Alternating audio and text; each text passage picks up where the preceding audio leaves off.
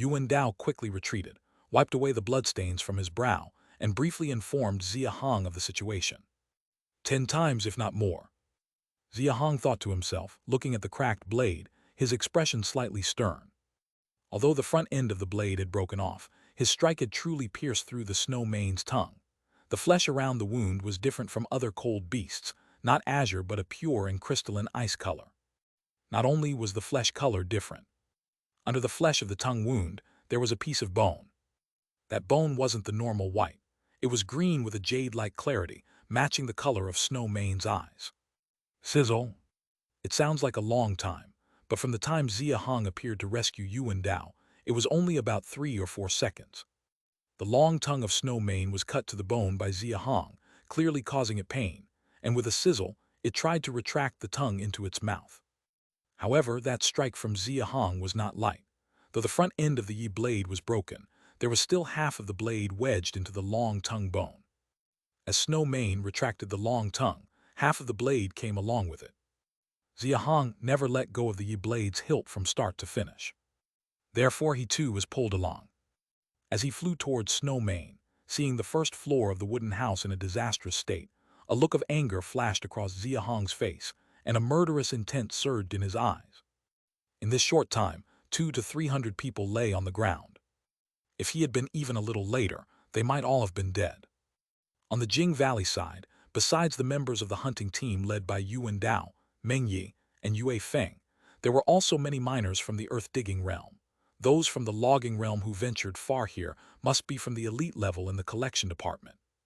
These are currently the backbone forces of the Great Xia, and with so many dying at once, seeing this Snow Mane again, Xia Hong's heart was filled with murderous intent. Whoosh! Before Xia Hong could be dragged in front of Snow Mane, 8 other long tongues were attacking him from all directions, either stabbing or entangling. The Snow Mane clearly wasn't foolish, knowing Xia Hong intended to approach it. When the long tongue was still more than 10 meters away from its body, it stopped and controlled the other 8 tongues to attack him. Xia Hong would not let it have its way. He grabbed the half-Yi blade, and before the 8 long tongues could reach him, his body, like thunder, transformed into a black wind, charging directly at the Snow Mane. Was it the speed of Snow Mane retracting its tongues, or Xia Hong's charge speed that was faster? The answer became clear quickly. Xia Hong charged directly at it, catching Snow Mane somewhat off guard. As the 9 long tongues retracted into its mouth, it tried to entangle Xia Hong along the way. But Xia Hong's speed was unexpectedly fast for it. Before its 9 long tongues could retract halfway, Xia Hong had already arrived. A slight hint of panic flashed in Snow Mane's eyes. Realizing something, a wicked smile appeared on its face as it gave a sudden shake. Swish, swish. Almost touching Snow Mane's body, Xia Hong saw countless sharp spikes shooting at him. His pupils only constricted slightly as he continued to lift the half-Yi blade in his right hand and thrust it forward. He made no evasive maneuvers. Clang, clang, tear. Due to being too close, nearly 90% of the dense spikes hit Xia Hong, but without exception, they all seemed to strike a copper wall or iron wall, and upon hitting Xia Hong's body, they all fell to the ground. Only occasionally a few managed to leave a small wound on some vulnerable parts of Xia Hong's body, drawing a trace of blood. Seeing this scene, Snow Mane's pupils contracted, and its expression changed instantly. It was evidently realizing that the strength of this person in front of it far exceeded its expectations. But realizing it now was clearly too late. A glint of cold light reflected into its left eye, and Snow Mane's expression finally turned panic-stricken. Squishy. Can't pierce your outer skin, but can I penetrate your eye, cursed creature? The Yi blade was 1.7 meters long, with the blade alone measuring 1.5 meters, excluding the handle. On the first strike, the broken front segment was only 60 to 70 centimeters at most. Xia Hong directly used the remaining half as a short sword. He didn't attack any other part of Snow Mane but leapt up and rode onto Snow Mane's neck, then reversed grip on the broken blade and plunged it into Snow Mane's left eye. How powerful Xia Hong's full force was perhaps best known to Snow Mane at this moment. The 70-plus centimeter broken blade was entirely driven into its left eye, the tip piercing through its hindbrain. Roars, roar. As its eyeball and skull were pierced through, intense pain shot through Snow Mane's mind. After letting out 2 hurried roars, its whole body began to tremble, followed by an even more terrifying berserk roar. Roar! With this roar, its limbs quickly inflated, and its body kept swelling. In just a few seconds, its meter-long body surged to over 20 meters. Its head also rapidly expanded, and the dense sharp fangs in its mouth crazily extended. Even the newly grown spikes on its back continued to enlarge and extend. In an instant, this snow mane transformed into a gigantic beast over 20 meters long and more than 10 meters tall. The only thing unchanged was its left eye, still pierced by the broken blade, with the handle still firmly gripped in Xia Hong's hand. But while Xia Hong was just riding on its neck, he now lay sprawled on its forehead. This is a high-level cold beast. Is this its true form? What was that earlier then? Chapter 402, Chapter 194, A Tragic Scene, I Skin Jade Bone, Xia Hong's True Strength. Gulp. The people who had just scattered and fled didn't get far before turning back, including Yuan Dao. They all looked back at the gigantic figure towering over the wooden hut, eyes filled with shock and terror. Whoosh! While these people were busy being shocked, Xia Hong had no such leisure. The moment Snow Mane's body enlarged, Xia Hong was also slightly startled, but realizing that there was no change in the spot where the broken blade was inserted, he swiftly reacted by withdrawing the blade and stabbing at the other eye. Bang! This time, though, Snow Mane didn't give him the chance. It swung its head fiercely, flinging Xia Hong into the air, its 2 sharp, long tusks coming towards Xia Hong's body with sudden ferocity. Whoosh! The fierce wind generated by Snow Mane's enormous body tightened Xia Hong's expression midair. He forcibly stabilized his fall, aimed at Snow Mane's tusks, swung his broken blade against them for leverage, and flipped his body, gripping onto Snow Mane's right front limb with one hand. If it can't be broken, then use brute force. A fierce determination flashed in Xia Hong's eyes. He bit the broken blade in his mouth, stomped his legs onto the ground, held his breath, and suddenly exerted strength with both hands. Hi-la! With a loud roar, Xia Hong's eyes were bloodshot, veins bulging all over his body, as he pulled Snow Mane's enormous body forward. Gulp! The leader's strength. This Snow Mane must weigh 50 to 60,000 pounds, right? Dead or alive, none of us could move it, much less when it's alive. Look at that Snow Mane. Even with its other 3 legs struggling on the ground, it's useless. The leader's prowess. Leaving everyone's astonishment aside for the moment. The other 3 limbs of Snow Mane were continuously struggling and flailing on the ground, yet no matter what, it couldn't break free from Xia Hong's grasp. After more than 10 seconds, realizing it was futile, panic and fear finally crawled onto Snow Mane's face. On Xia Hong's side, he began his assault. He suddenly exerted force, flipping Snow Mane's gigantic body and slamming it directly downwards. Bang! After an earth-shattering crash, Snow Mane's body flipped and fell to the ground, lying on its back with all 4 legs in the air. Xia Hong's hand still firmly clamped its right front limb, refusing to let go and even using the ground's force to tug at it. Roars roar! Snow Mane, of course, wouldn't surrender. Its body thrashed wildly on the ground, trying to roll over, while the other 3 limbs constantly attacked Xia Hong, attempting to escape. Yet Xia Hong swayed left and right, evading its grasp. And while dodging, Xia Hong could free a hand to continuously punch at Snow Mane's arm joint. Bang, bangs, bang. You didn't need to hear to see how terrifying Xia Hong's punches were. The terrifying shockwaves from the punches not only made the 30-odd houses in Jing Valley start to shake left and right, but even the people more than 100 meters away could clearly feel the ground tremble. Who was it who said that in front of the leader were no different from 5 or 6-year-olds? I didn't believe it then. More like no different from babies. The leader's full-force punch could probably kill us from a distance. The leader is too strong. So this is the leader's true strength. If those in the logging realm and earth-digging realm felt only reverence and excitement upon seeing Xia Hong's current divine might, then Yuan Dao felt shock and awe at this moment. The weaker one's cultivation, the less clear their perception of power. Others might not be clear about the terrifying power Xia Hong was displaying at this moment, but Yuan Dao knew. Yuan Hun once pushed back Chen Yingyuan and the others, but he didn't have the ability to fight high-level cold beasts alone, the leader's strength. For the first time, witnessing Xia Hong's true strength directly, Yuan Dao's pupils were filled not only with shock and awe, but also with deep admiration. He even, like those in the Daxia camp, felt for the first time a hint of fanaticism towards Xia Hong. Chapter 403. Chapter 195. Jade Bone Conclusion Cultivation Dilemma.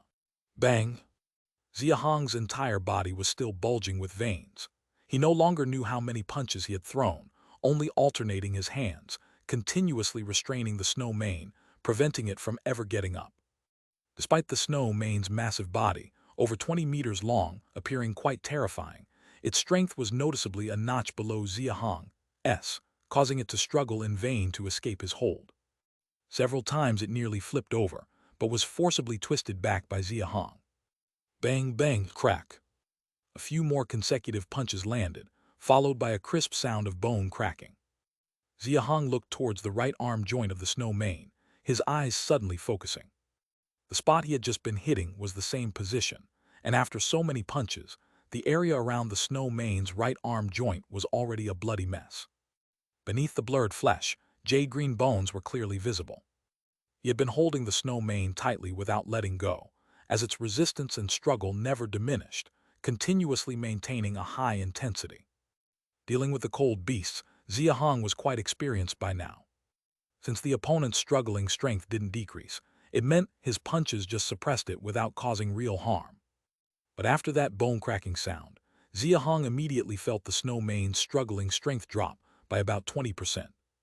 The bones are the key. A hint of ruthlessness flashed in Xia Hong's eyes. Realizing the crux, he took advantage of the moment to pull out the broken blade he had been holding in his mouth. Roar! Sensing the weakening of Xia Hong's grip, the snow mane, lying on the ground, glared fiercely, seizing the opportunity and with a roar flipped over and stood up. Finally standing up, it didn't waste any time. As it opened its mouth to release 9 long tongues, its massive body, like a mountain, rushed overwhelmingly towards Xia Hong. Squelch!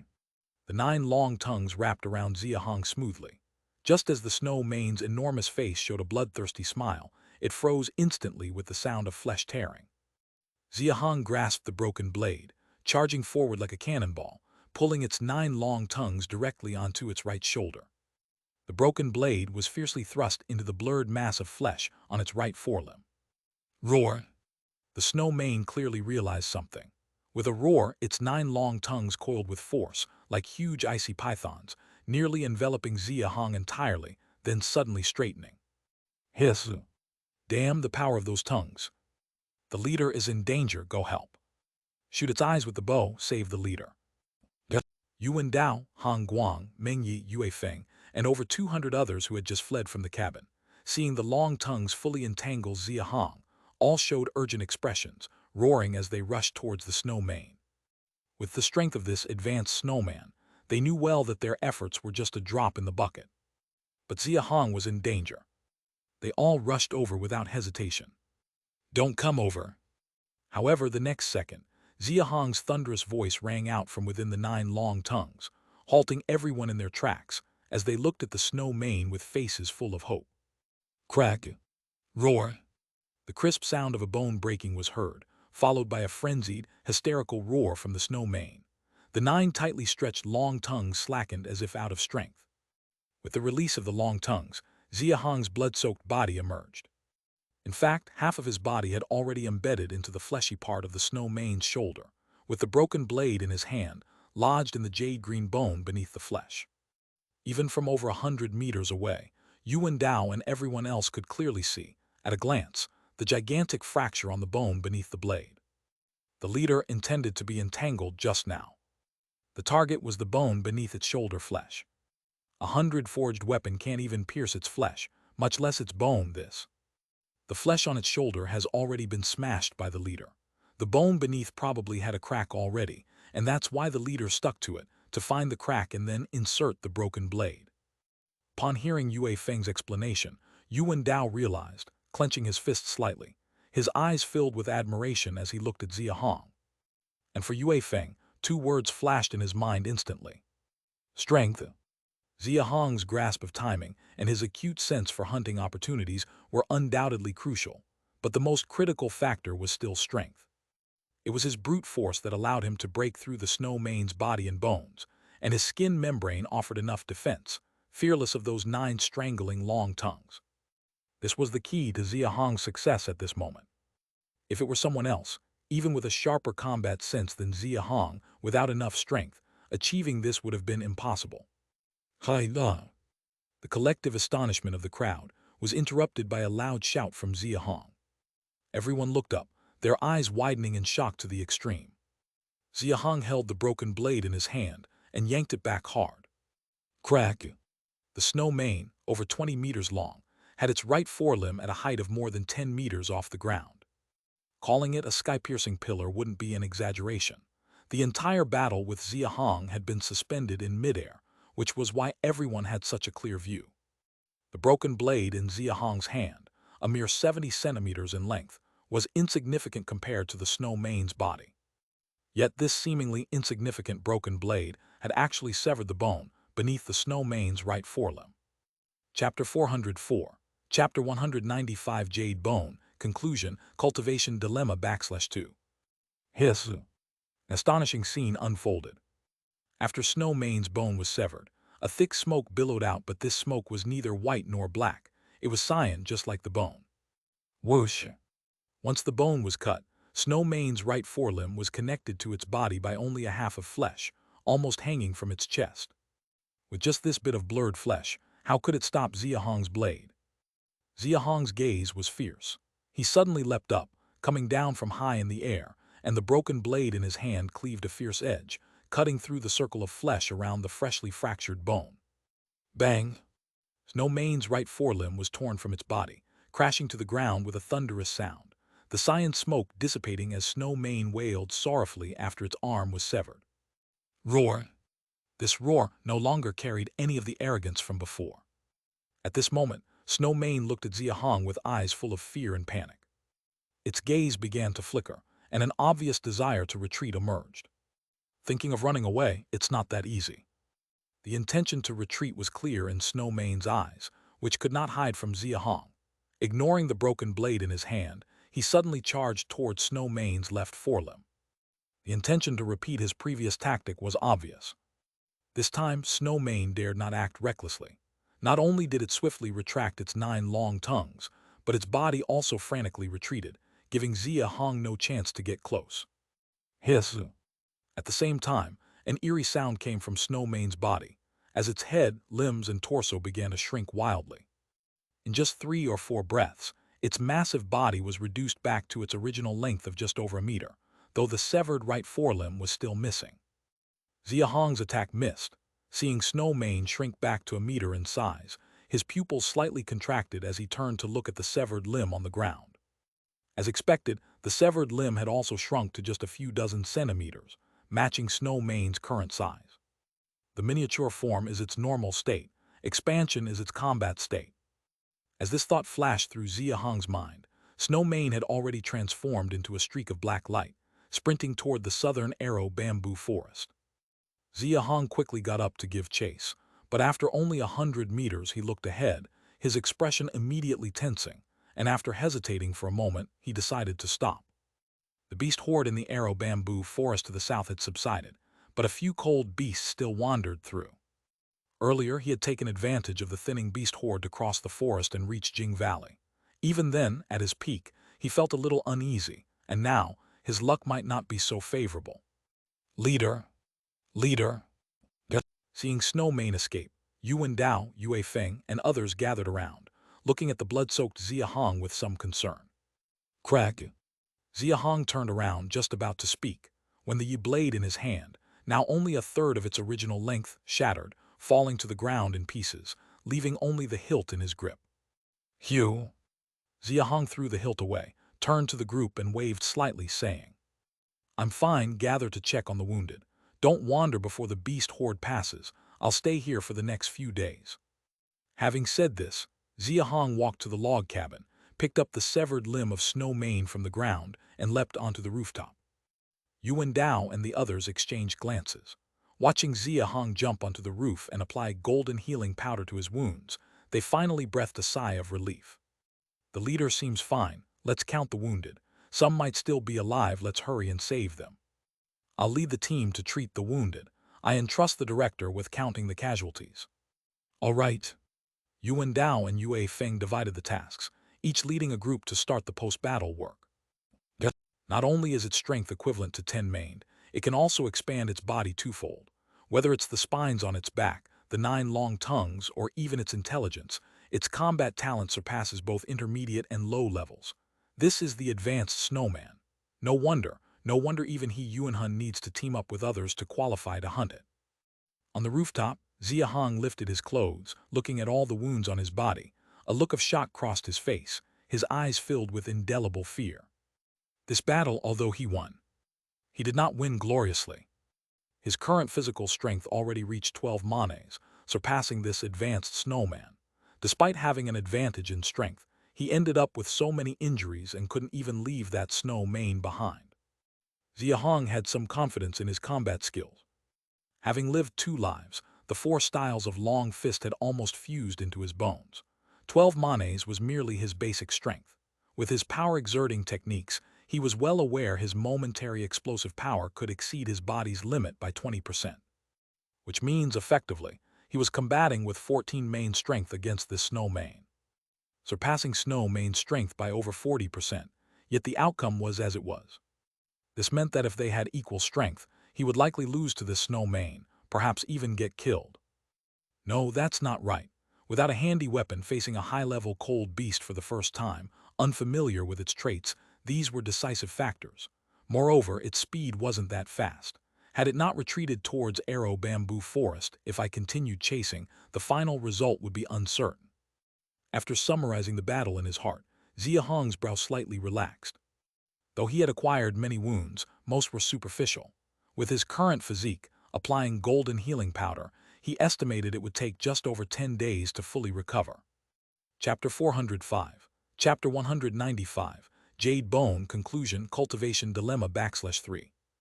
With such a small price to pay, to understand a part of the power of high-level cold beasts is completely worth it.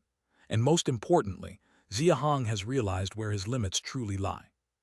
Since breaking through to the cold resistance level, except for the fight with Yuanhun, Xia Hong has not had such an exhilarating battle in a long time.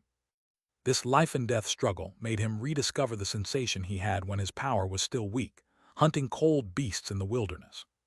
This feeling makes Xia Hong obsessed, because he knows that every time he experiences such a feeling, his combat experience rapidly improves. At the root of it, power is a combination of cultivation realm and combat experience, both indispensable, which is the reason for Xia Hong's obsession with such combat. Of course, there's also the biggest gain. Xia Hong's gaze was slightly fiery as he picked up the fragmented snow mane broken arm and began to examine it. Low-level cold beast meat is azure in color, but since its blood is dark green, before being separated, the meat will have a slightly greenish tint. The meat of intermediate cold beasts is also blue, but since their blood is red before being separated, the meat will appear slightly purple. However, the flesh at the joint of the broken arm in front of him is black. Xia Hong cut open the flesh with a knife and saw a small section of jade green bone inside, his expression thoughtful. The meat of high-level cold beasts should still be blue, but due to the influence of jade green bones and rose-red blood, various colors mixed together, turning it black. Xia Hong tore off a piece of the flesh and put it directly into his mouth, chewing a few times, and a flush of crimson spread across his face. His eyes immediately brightened. The difference between intermediate beast meat and low-level beast meat is only in the texture. This high-level beast meat, not only in texture, but the energy contained in the meat far surpasses the former too. Just one bite equals nearly 100 pounds. Indeed, given that the body of a high-level cold beast becomes so small, if the meat were still the same as intermediate or low-level, it would obviously be illogical. However, ordinary earth-digging realm practitioners probably couldn't even eat this meat. At least one would need to be at the extreme of the earth-digging realm to handle such massive energy. Xia Hong drew a dagger and cut off all the flesh from the broken arm, leaving only a section of jade green bone over 60 centimeters long. This can't be less than half a pound, right? After weighing the inexplicably heavy bone, Xia Hong's eyes showed astonishment along with a strange longing. This jade bone should be the key to cold resistance level cultivation. From the first glance he saw the bones within the snow mane during combat, Xia Hong realized this point, but how should it be used? Staring at the jade bone, Xia Hong's eyes were full of confusion. Beast meat can be eaten directly. Beast blood can be applied to the body. But this bone can't possibly be chewed directly. Leader, the casualties have been tallied up. While he was troubled, Yuan Dao and Yue Feng both came up onto the rooftop. Holding the jade bone, Xia Hong turned to the two and asked, how many died? With a heavy salute, Yue Feng replied, 128 people died, 12 of them at the earth-digging realm, the rest were members of the gathering unit, and there are still 98 injured, with over a dozen severely injured already settled, and for now, we can't send them back. We'll have to wait until the beast tide subsides. The beast tide subsides. Xia Hong immediately turned to Yuan Dao. Usually, each beast tide lasts about 7 days. Once those 7 days pass, a small number of cold beasts will return to Redwood Ridge from Arrow Bamboo Forest during the day, and as long as you're careful at night, it's not too difficult to pass through Arrow Bamboo Forest. Hearing Yuan Dao's answer, Xia Hong nodded at first, then realized something and suddenly stopped, his tone questioning, a part of them. Xia Hong had just passed through Arrow Bamboo Forest, seizing the opportunity as the beast tide thinned out, and just that moment was enough for him to estimate the scale of the beast tide, at least 8 or 9,000, even up to 10,000. This many cold beasts migrated from Redwood Ridge to Arrow Bamboo Forest simultaneously, but only a part of them returned. What does this mean? Yuan Dao obviously knew what this meant as well, nodding solemnly. Indeed, it is only a part. We've lived in Jing Valley for many years and experienced many beast tides, so we are very clear that after each beast tide, the maximum that can return to Redwood Ridge is at most a third of the tide, so. Xia Hong sharply turned his gaze toward the southern side of Arrow Bamboo Forest, his expression instantly turning grave. Each beast tide sees tens of thousands of cold beasts pass through, with only a third returning. It's important to know that this beast tide follows the maturation period of the ice tree. Once every 4 months, 3 times a year. In other words, after 3 waves of beast tides a year, at least 20 to 30,000 cold beasts enter the Arrow Bamboo Forest. Calculating across the years, how many have there been in total? Where did these cold beasts all go? There must either be a great secret within the Arrow Bamboo Forest, or else, beyond the Arrow Bamboo Forest, there is a vast space.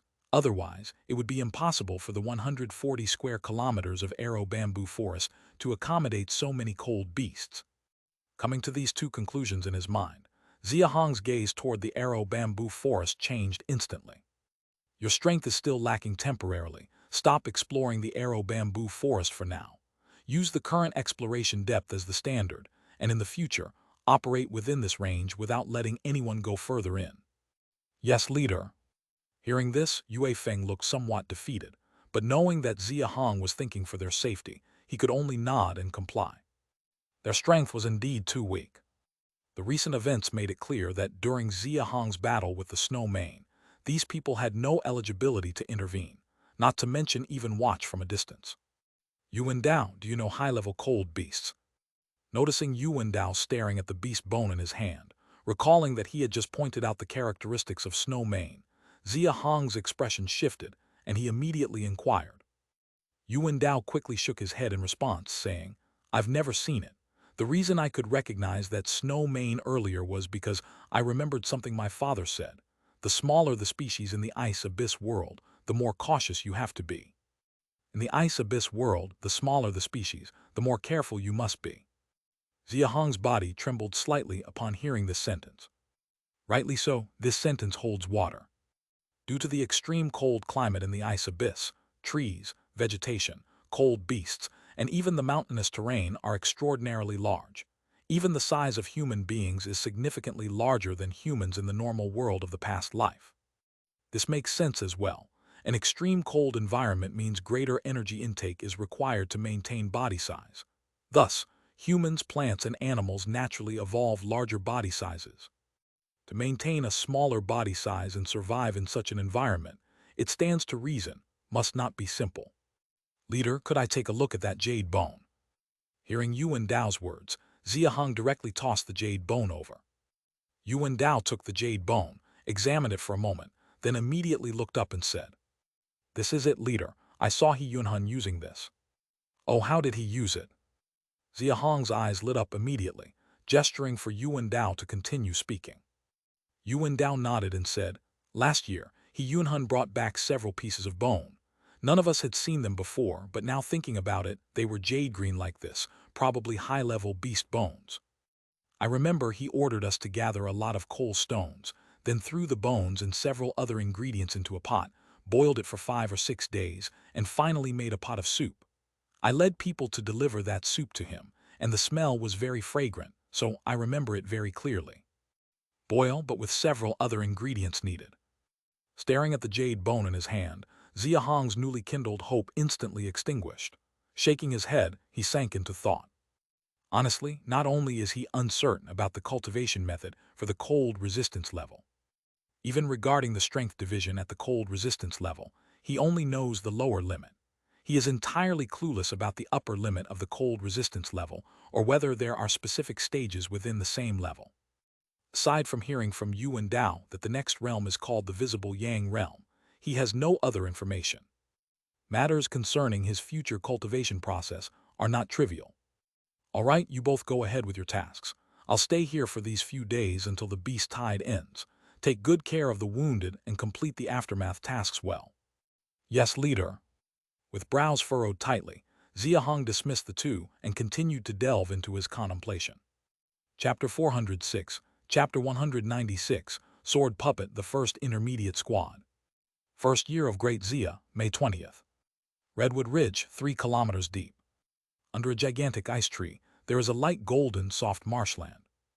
Over 100 meters away on the right side of the marshland, a cluster of torches suddenly lit up. Gurgle, gurgle, gurgle, gurgle. The moment the torches ignited, the marshland seemed to sense it. The previously calm surface of the mud pits immediately bulged with massive mud bubbles, clearly indicating something had awakened. Poof! A jet-black sharp horn first broke the surface of the marsh and slowly rose upward. The horn hadn't fully emerged when a massive bulge appeared behind it. Splash! Once the nearly 3-meter-long jet-black horn was fully revealed, the bulge behind it also burst open completely, exposing the true appearance of the creature inside. It was a gigantic creature with a light golden surface, resembling a rhinoceros, topped with a jet-black sharp horn. It was nearly 10 meters long, with sturdy limbs each over a meter in diameter, standing fully upright at over 3 meters tall, with muscles knotted like 4 gigantic pillars. If Xia Hong were here, he would surely recognize it at a glance. This was a golden armored thunder Kui, evidently an intermediate one based on its size. Roars, roar. After slowly stepping out of the marsh, the thunder Kui let out 2 low roars, and only then, seeing no movement around, it proceeded towards the cluster of torches. Its gaze was fixed intently on the torches, with lantern-like blood-red pupils filled with greed and desire. Step, step, step, step, step. The thunder Kui's enormous size meant each step covered 6 to 7 meters. As it got closer to the torches and sensed the alluring substance within the light, its pace quickened, soon leaving only a dozen meters between it and the torches. Crunch! However, just as it took its final step closer to the torches, a crisp collision sound abruptly emanated from its left forelimb. Roar! The thunder Kui let out a painful roar and suddenly lifted its left forelimb, revealing a half-meter diameter fan-shaped iron clamp clamped onto it. The iron clamp was lined with sharp iron teeth on both sides, now firmly embedded into the flesh of the thunder Kui's left forelimb. The end of the animal trap was tied to 5 ropes, and as the thunder Kui lifted its foot, the ropes were fully revealed. Whoosh! Pull, take action.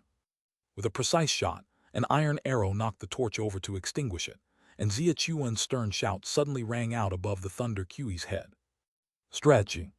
20 meters away, 5 people clutching the ropes leapt down from a tree and used the big tree as a pivot point to fiercely pull backwards, causing the 5 ropes to immediately go taut.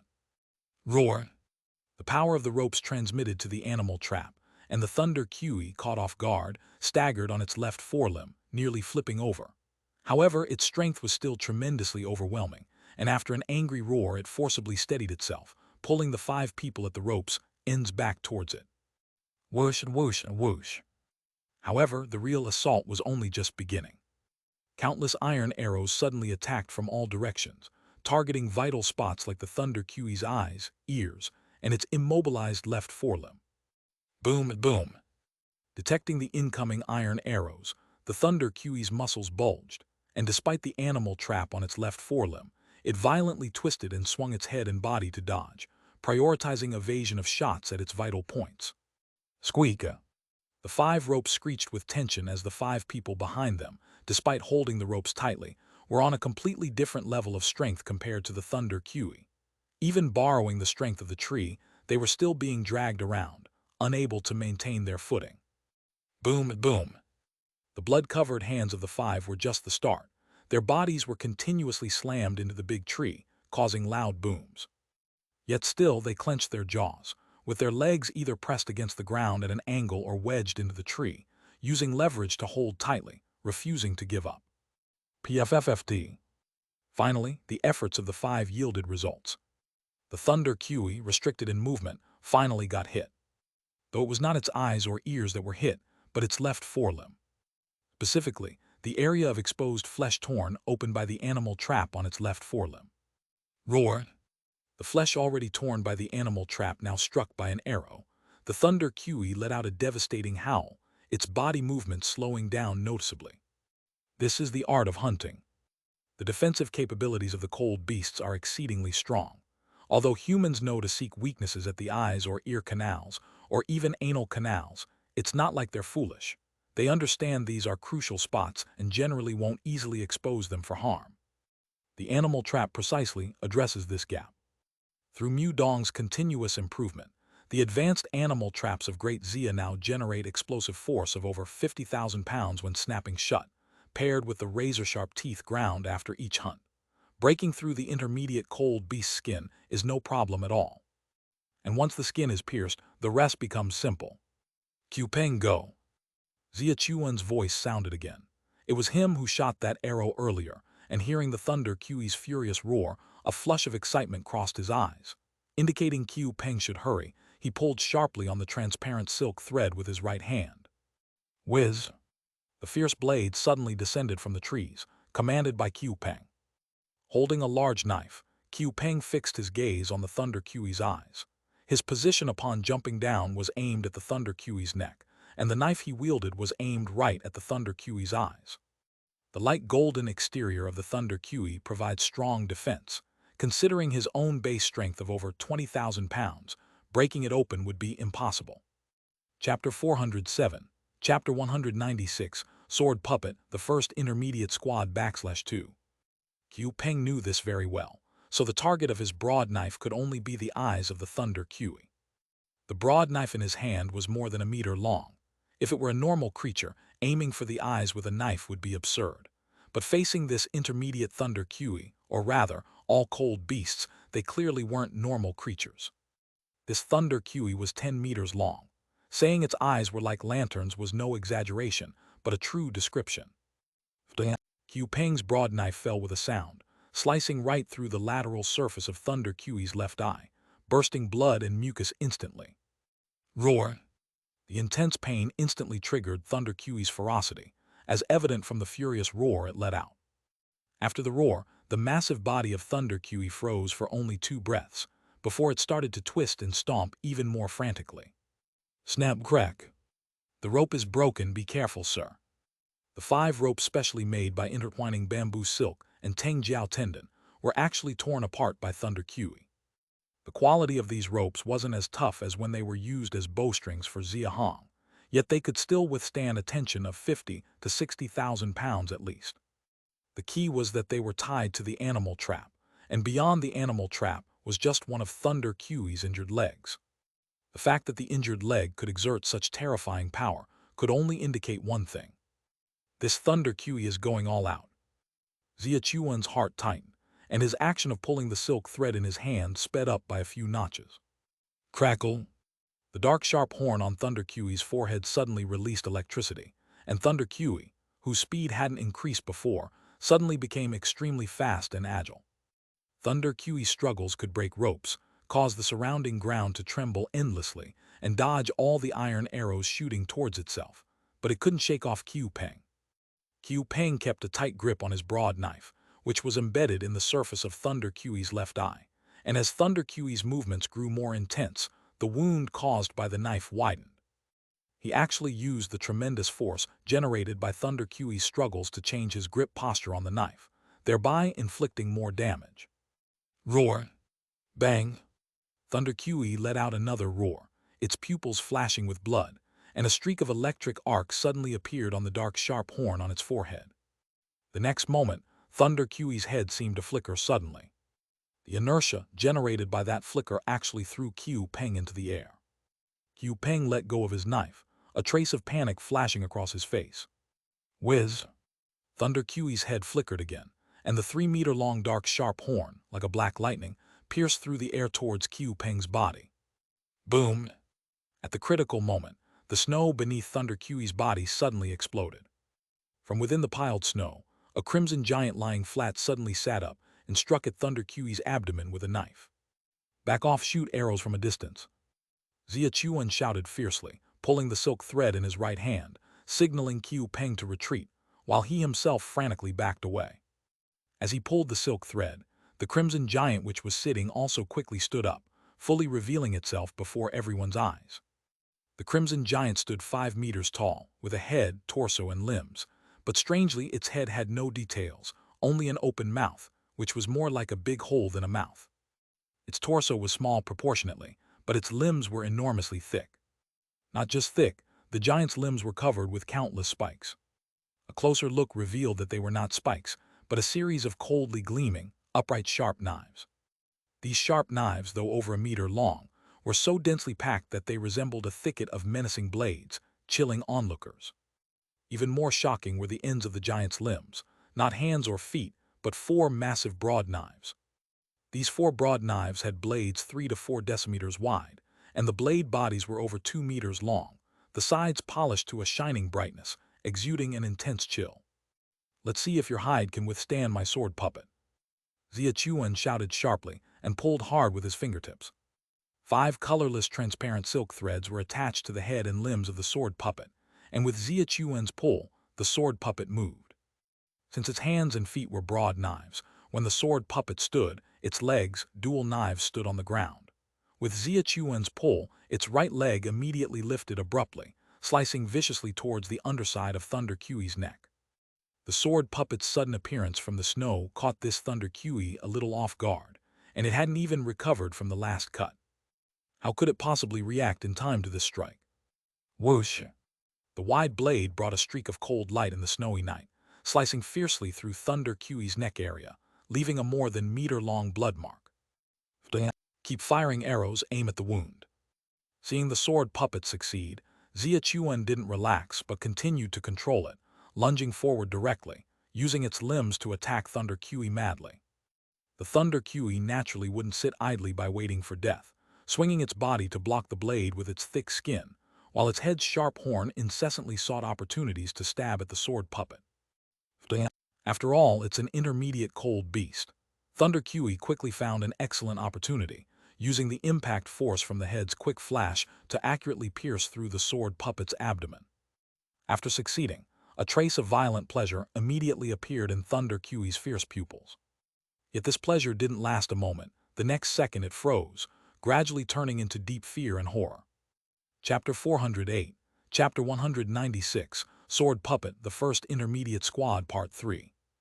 Only because its seemingly impossibly soft sword puppet abdomen, as soon as it was broken open, quickly became hard, and even began to contract inward. Its sharp horn was stuck. Crack, crack. The Thunder Qiu's limbs thrashed wildly on the ground, its body desperately pulling back, attempting to extract its horn from the sword puppet's abdomen.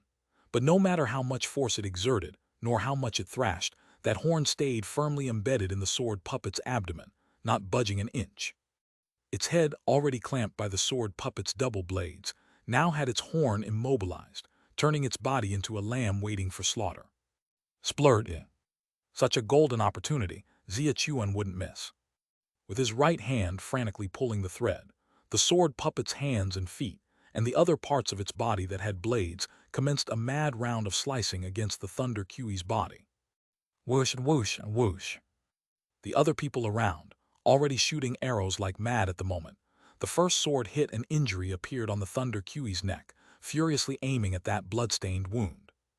As they shot arrows, they watched Xia Chuan's manipulation of the sword puppet, eyes glimmering, faces full of amazement. It's only the third time he's used it, yet the master's handling of the sword puppet is getting more adept. Why do I feel like the sword puppet's strength seems even a bit stronger than the master's own strength? Because of the weight, the sword puppet's arms and legs each wield one of those 4 giant swords made of 100 forged iron, each weighing about 20 to 30,000 pounds. That heavy weapon doesn't even need to slash. Blunt force alone could kill someone. Hiss. Just the 4 swords alone weigh over 100,000 pounds, but I remember the master's basic strength is only above 40,000 pounds now. So how does he control this sword puppet? Take a closer look. Every attack the sword puppet makes uses at most the strength of 2 limbs, which precisely matches the master's limit. I see that white thread is truly amazing. If we could use it, controlling such a colossal thing, no cold beast could withstand us. You're dreaming too much. That white thread was obtained from a wood puppet monster. If you kill one, maybe you could also get some treasure. Better forget it, I don't have such luck. They splurred. Despite the conversation, no one paused in their shooting. As Xia Chuan controlled the sword puppet, cutting the Thunder Q's body into countless wounds, the nearby archers finally reaped their harvest. Qiu Peng was the first to shoot an arrow into the fresh wound on the Thunder Q's neck, the intense pain further distorting its movements. Yet at this moment not only was its body immobilized, even its greatest asset, the horn, was stuck in the sword puppet's abdomen, unable to move. Roared. With more iron arrows hitting other wound sites, it made it incapable of any resistance, only able to let out a roar of resentment.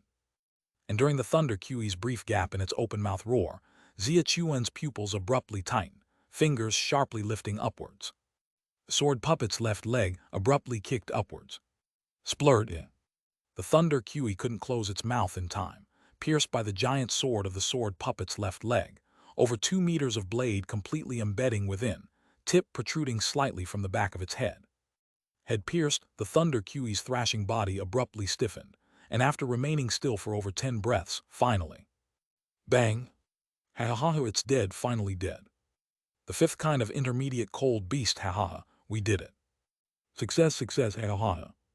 The dozen people perched in the surrounding trees erupted in a wave of ecstatic cheers, leaping down from the trees, approaching the Thunder Q's corpse, eyes overflowing with irrepressible excitement.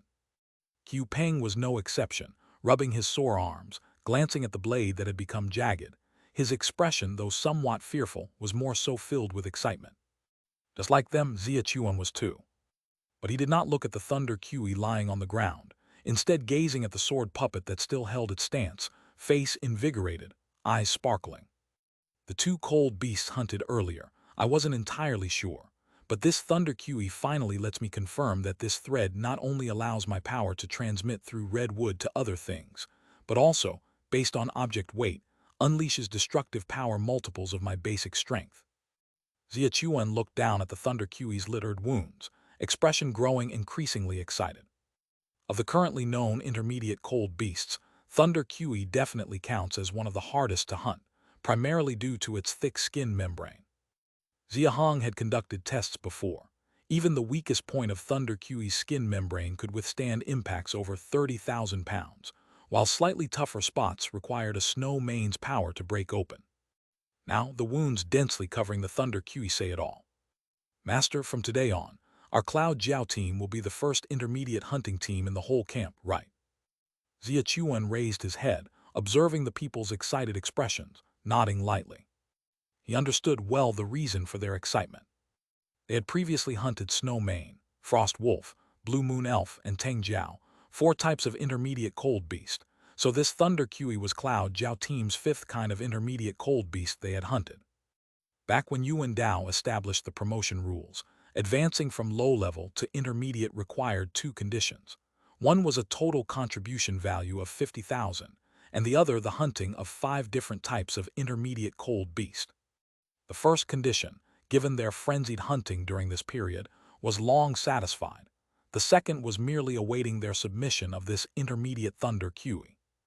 Great Xia's first intermediate hunting team. It's worth beyond doubt.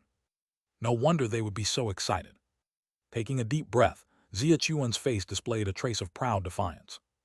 Others might not understand the significance of this intermediate hunting team to him. In the previous 2 months, with Great Xia's population expanding widely, questioning his ability as minister grew ever more frequent. The minister's strength doesn't compare to Yuan director. Han Guang, Han Tian, Meng Yi among 5 masters are also superior to him. He only became minister because the leader is his brother. That leader isn't as unbiased as he claims. He favors people too. Yet, though voices like these weren't many, Xia Chuan still found them grating. Especially noting someone targeting his elder brother Xia Hong, discomfort gnawed at his heart. Thus, he needed desperately an opportunity to prove himself.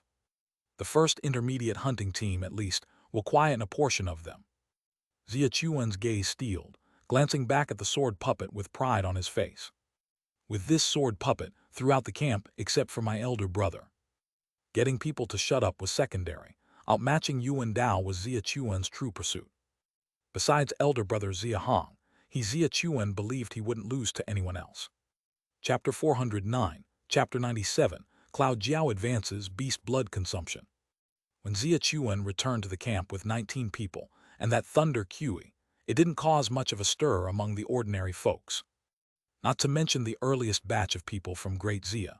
Xia Hong earlier, in order to quickly break through to the cold resistance level, brought back 3 to 4 intermediate cold beasts every night for nearly half a month, making them numb to the sight of intermediate cold beasts. The newly incorporated groups of Jingxian and 5-8 Mountain were initially surprised, but after staying in the valley for so long, listening to the stories from the Great Xia folks, and seeing so many intermediate cold beast materials with their own eyes, they ceased to be amazed. Besides, it wasn't the first time that the Cloud Jiao team had brought back intermediate cold beasts. Not only Xia Chuan's Cloud Jiao team, but also Yuan Dao's Dragon Wu team, had previously brought back a few intermediate cold beasts. Nowadays, everyone in the camp basically knew that these 2 teams had the capability to hunt intermediate cold beasts. But that's to the audience of ordinary people. For those from the hunting department, it's a completely different story.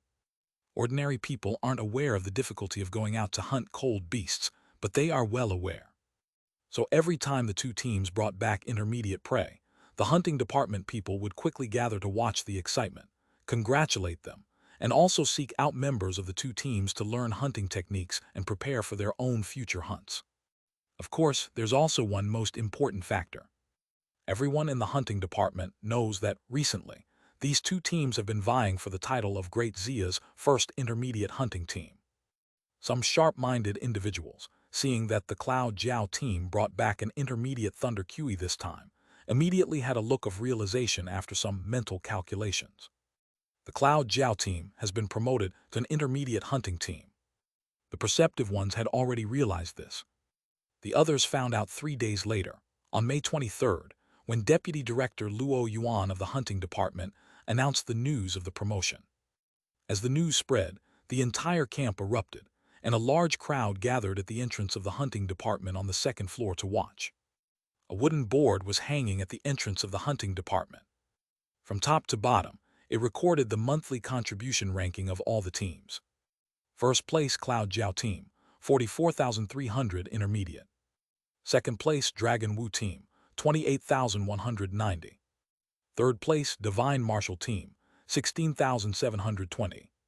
Fourth place Vigorous Martial team, 16,290. Fifth place Tiger Leopard team, 16,180. Sixth place Heroic Martial team, 16,020. Seventh place Dragon Slayer team, 15,890. 47th place Zihua team, 280. Isn't our Great Xia only supposed to have 30 hunting teams? Where did the other 17 come from? You didn't know.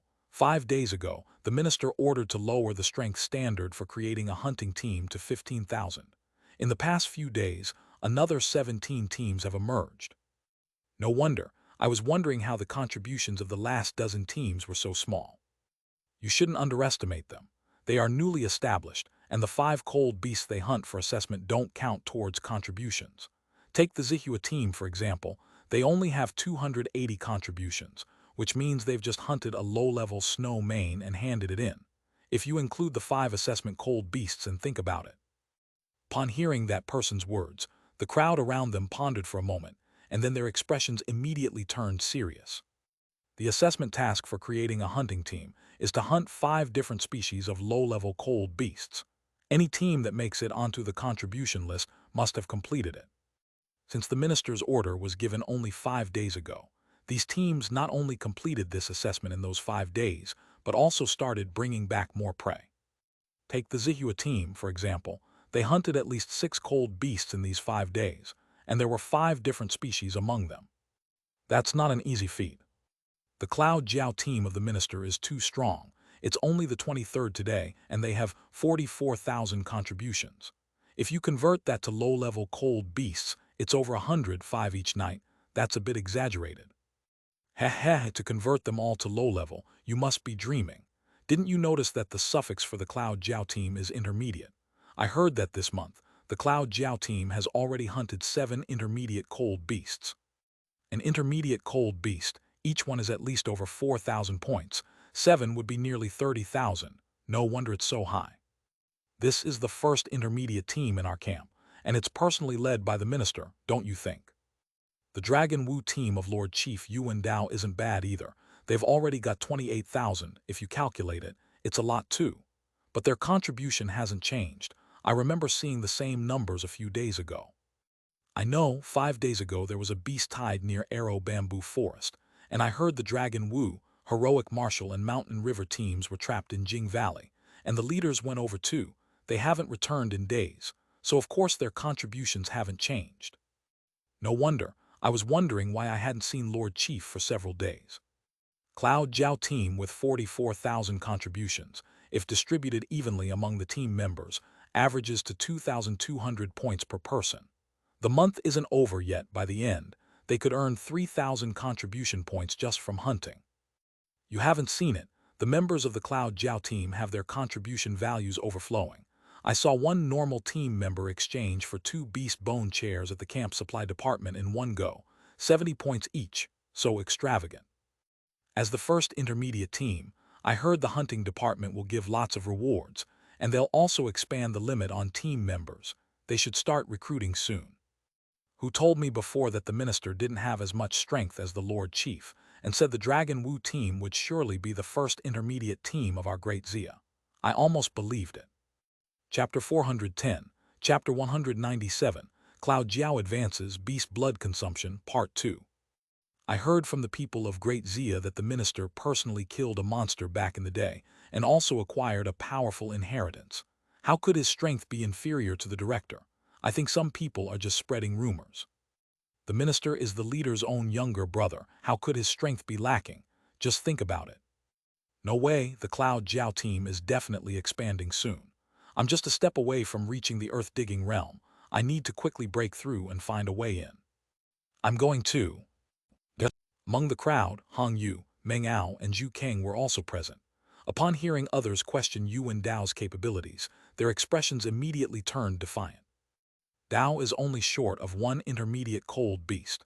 If it weren't for this beast tide, the Dragon Wu team would definitely have been promoted first.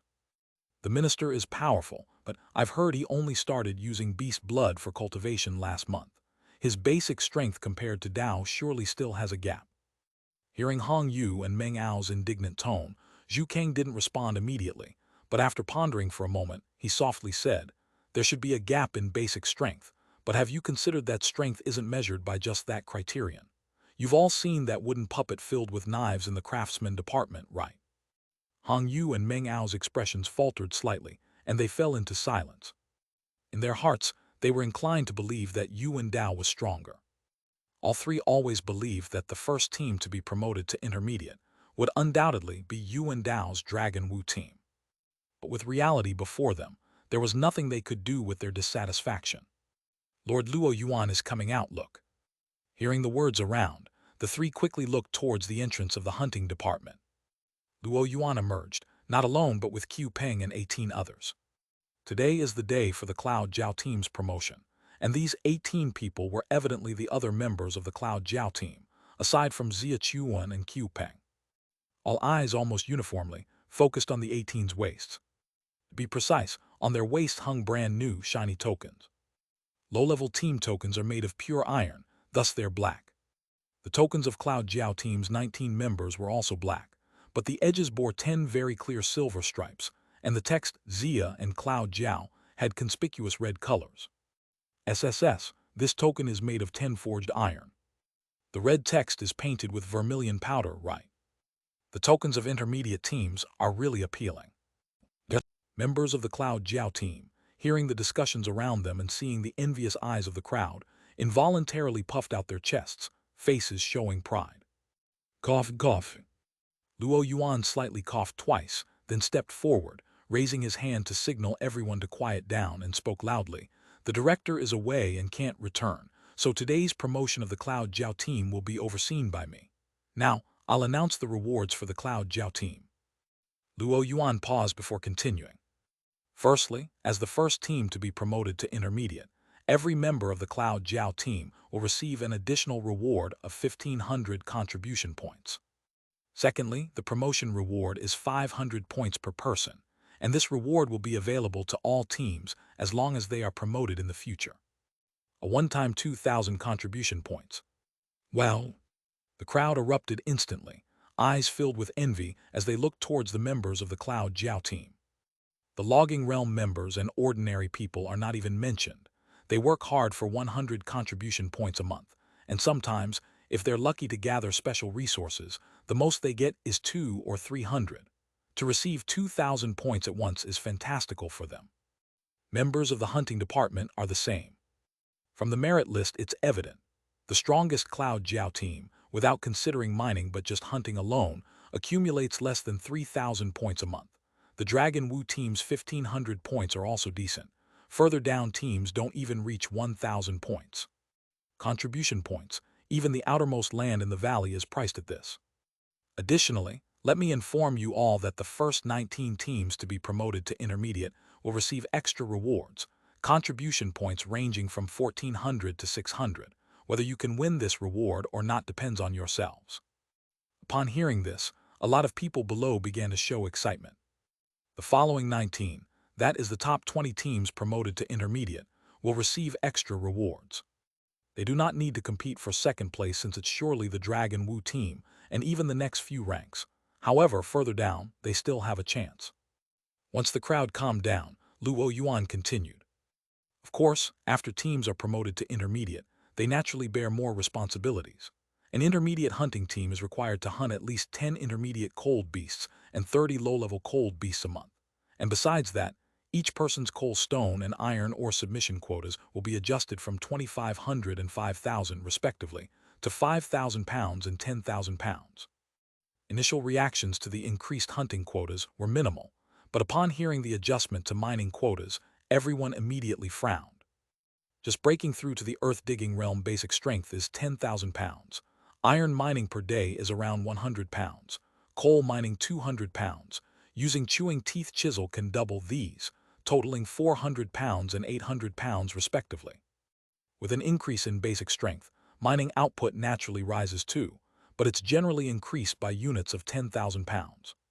Take Xia Chuan, for instance, his basic strength is over 40,000 pounds, and he can mine 1,600 pounds of iron ore per day. If it's coal, then 3,200 pounds. Chapter 411, Chapter 197, Cloud Jiao Advances, Beast Blood Consumption 3. That is to say, even if he comes to meet this target, it would take 7 days. The Cloud Jiao team has 20 people, but not everyone is Xia Chuan.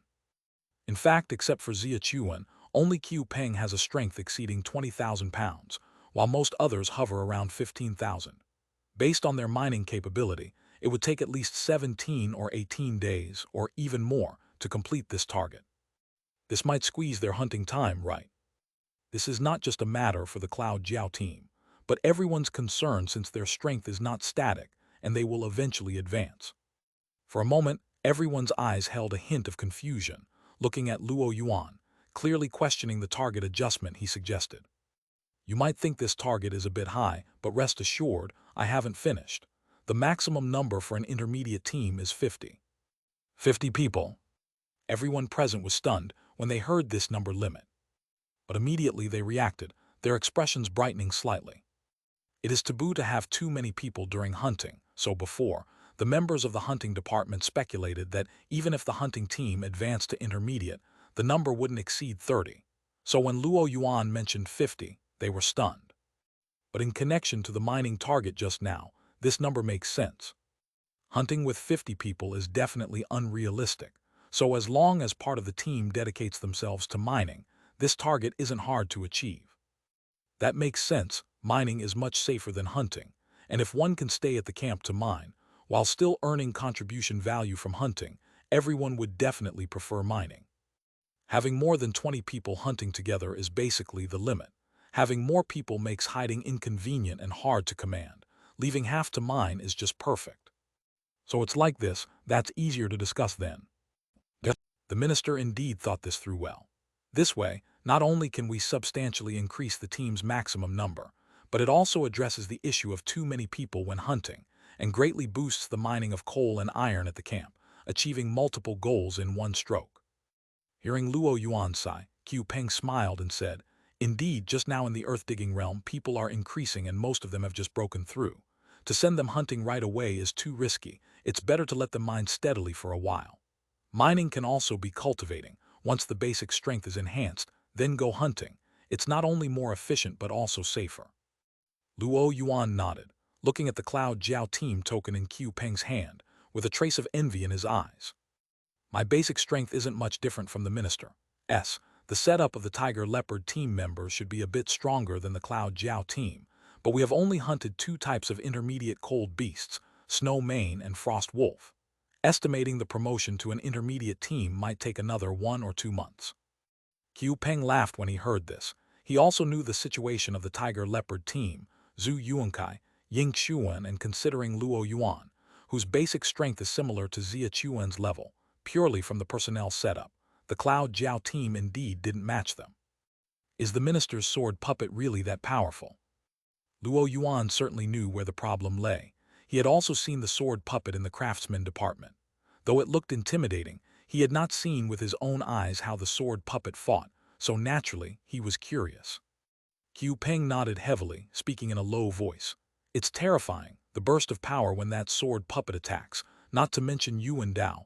I suspect even his father Yuan who may not be able to withstand it directly." Luo Yuan's expression brightened immediately. He surely didn't doubt Qiu Peng's words. During Yuan Hu's duel with the leader, the members of the initial batch of hunting teams witnessed it firsthand. Don't be hasty. Advancing to intermediate still requires patience. If you plan to lead a team to hunt new species, remember to come find me. I hunted 5 types with the minister. I have some experience. Qiu Peng also knew Luo Yuan was eager to advance, worried he might rush and have an accident, so he hastened to give advice. Luo Yuan nodded, indicating his understanding, thought about Xia Chuan who hadn't shown up all day, and hurriedly asked, "Where did the minister go?" "He just exchanged for 10 pounds of beast blood and is cultivating at home now." Upon hearing Qiu Peng's response, Luo Yuan's expression tightened, exclaiming in astonishment, 10 pounds. The minister can now use 10 pounds of beast blood at once. Currently, beast blood is considered the most important cultivation material in the camp. Just 1 pound costs 50 contribution points, so one generally exchanges as much only as needed. He also started using beast blood, but could only use up to 6 pounds at most in one go. The excruciating pain left Luo Yuan shuddering just thinking about it. If not for cultivation, probably no one would want to endure this suffering. Using 6 pounds once almost gave him a psychological block, so hearing Xia Chuan exchanged for 10 pounds at once shocked him. Qiu Peng nodded. Although he hadn't started using beast blood, he had witnessed Xia Chuan's cultivation scene, so he understood why Luo Yuan was so shocked. But thinking of something, Qiu Peng asked, "At the beginning of the month, when the leader gathered the earth-digging realm limit individuals to teach them experiences breaking through to the cold resistance level, you attended, right? Didn't they say the more beast blood you use at once, the higher your potential will become? Haven't you increased the dosage recently?" Hearing this, Luo Yuan showed a wry smile and said, "Of course, I have increased it, but now I can only use up to 6 pounds at most, and the gap with the minister is not only not narrowing, it's growing wider." Chapter 412, Chapter 197, Cloud Jiao Advances, Beast Blood Dosage /4. Qiu Peng fell silent upon hearing the voice, remembering clearly that initially, Luo Yuan's basic strength was above Xia Chuan's. But now, not only has his basic strength been surpassed by Xia Chuan, even the amount of beast blood used can't compare. According to the leader's words, when they break through to the cold resistance level in the future, the gap in strength between Luo Yuan and Xia Chuan will become even larger. From Qiu Peng's perspective, this matter is actually normal. After all, Xia Chuan is the leader's biological brother. His talent is naturally absurdly high. Of course, Qiu Peng wouldn't say this to provoke Luo Yuan. I never thought of surpassing the minister, but seeing the gap widen like this, I can't help but feel a bit unwilling. Upon hearing Luo Yuan's words, Qiu Peng didn't know how to comfort him, so he could only smile and say, "The minister's talent is actually manageable. We can at least see some possibility of catching up. Think of the leader that's truly despairing." After saying this, Qiu Peng walked away. Left alone, Luo Yuan's expression changed from odd to relieved. Finally, he clenched his fists and headed home to start his cultivation. Indeed, although the minister is formidable, he is at least within the realm of understanding. When Xia Hong initially broke through the cold resistance level, he used over 100 pounds and even more, which everyone witnessed firsthand. Thinking of him, Luo Yuan was no longer as upset. The Great Xia Valley's appearance is now completely different compared to the beginning of the month. Previously, the entire valley only had the largest wooden building at the center and the martial arts hall, forge, medicine workshop buildings at the back. Now, along the eastern and western sides of the four buildings, sparse rows of 50 to 60 houses have been built along the edges of three main roads. Xia Chuan's home is located closest to the wooden building. The original allocated land was 10 meters by 10 meters, so the houses built by the craftsman department are all three-story small buildings, not spacious but comfortable to live in. On the second floor of a small building, Xiao Ning and Xiao Yu, the sisters, are standing at the door, their eyes fixed on the inner silent room, their faces full of worry and anxiety. Heavy. From inside the silent room, suppressed painful growls of Xia Chuan incessantly echoed. Breaking through to the cold resistance level, must it be this painful? Can't he use a little less beast blood at once? Applying 10 pounds in one go, could there be any problems? Upon hearing Xiao Yu's words, Xiao Ning gently shook her head and said, "Big brother said before, the more beast blood used, the stronger the power when breaking through the cold resistance level, and future potential will also be greater. Husband probably doesn't want to disappoint big brother and thus is pushing himself so hard. Didn't husband just say, Yuan Dao can now use 12 pounds of beast blood at once. He cannot lose." Upon hearing these words, Xiao Yu momentarily froze, understanding deep down, but upon hearing Xia Chuan's persistent and painful growls, she couldn't help but feel a bit heartache. Pain from using only 10 pounds. Then, husband mentioned his big brother previously used over 100 pounds at once or even more. What kind of willpower must that be? Xiao Yu's mind conjured this thought, feeling heartache for her husband while also developing a genuine admiration for this big brother's willpower. "You guys go out first. I have something to discuss with Xia Chuan." In midst of worry, a gentle voice suddenly came from the side. Xiao Ning and Xiao Yu immediately trembled, turning their heads only to find a man in black standing silently behind them. "Greetings, leader." The visitor was Xia Hong dressed in black. Hearing the two's address, Xia Hong jokingly said, "We're all family, no need to be so formal in private." The two sisters blushed slightly and corrected themselves. "Greetings, big brother." "All right, you all go attend to your own matters. Xia Chuan is fine here." Xiao Ning nodded, taking Xiao Yu with her as they turned to leave. Xia Hong turned his head and looked at Xia Chuan inside the silent room, observing his skin for a while. A hint of surprise arose in his eyes before he walked inside. Chapter 413. Chapter 198. Unblocking acupoints, breakthrough imminent. Big brother. Don't talk, focus on cultivation, it's almost finished." Seeing Xia Chuan trying to speak, Xia Hong interrupted him immediately. Then he walked slowly to Xia Chuan's side, his left eye flashing lightly. Threads of beast blood mist continuously drilled into Xia Chuan's skin pores. These pores would tear open and expand instantly when filled with the blood mist, and then repair themselves to form a tougher and thicker skin layer. This eye of truth has such wonderful applications. A hint of joy appeared in Xia Hong's eyes as he continued to observe Xia Chuan's skin membrane. Soon he discovered that at some key acupuncture points on the skin membrane, there would be a phenomenon of blockage and stagnation. As these phenomena appeared, the pain on Xia Chuan's face would also intensify. "Don't move, let me try something. Tell me how it feels." Xia Hong's expression slightly tightened. He clasped his right hand's two fingers together, his arm muscles flexing, using subtle force, aiming for an acupuncture point on Xia Chuan's right shoulder, gently pressed. Poppy. His basic strength was terrifyingly powerful. Even with a gentle touch, Xia Chuan's shoulder made a pop sound. However, as the sound was made, the pain on Xia Chuan's face suddenly lessened significantly. He endured the pain to speak. "It's very comfortable, big brother." Xia Hong looked at the position he had just pressed. His eyes brightened instantly. It wasn't because of Xia Chuan's response, but because at the moment in Xia Hong's eyes, the point he had touched was smoothly infiltrated by the blood mist. "I can use external force to destroy skin pores, to allow blood mist to pass through smoothly." Having reached this conclusion, Xia Hong's expression became increasingly excited, using both hands to tap all blocked acupuncture points on Xia Chuan's body. Who? Using both hands while controlling his arm with subtle force, he could only tap with two fingers, which was more exhausting than striking with full force. Half an hour passed. Xia Hong was already drenched in sweat, his clothes soaked through. In contrast, the look of pain on Xia Chuan's face decreased, even showing a hint of enjoyment towards the end. The blood mist on the skin membrane was completely absorbed, and his skin became more radiant. "Big brother, are you okay?" Xia Chuan stood up and saw Xia Hong looking exhausted, not even having time to put on his clothes, asking worriedly. Xia Hong waved slightly, saying, "I'm fine, the blocked acupuncture parts are not many, just need once to clear them. Next time your beast blood dosage should be able to increase a lot, let me know then. By the way, what is your basic strength now?"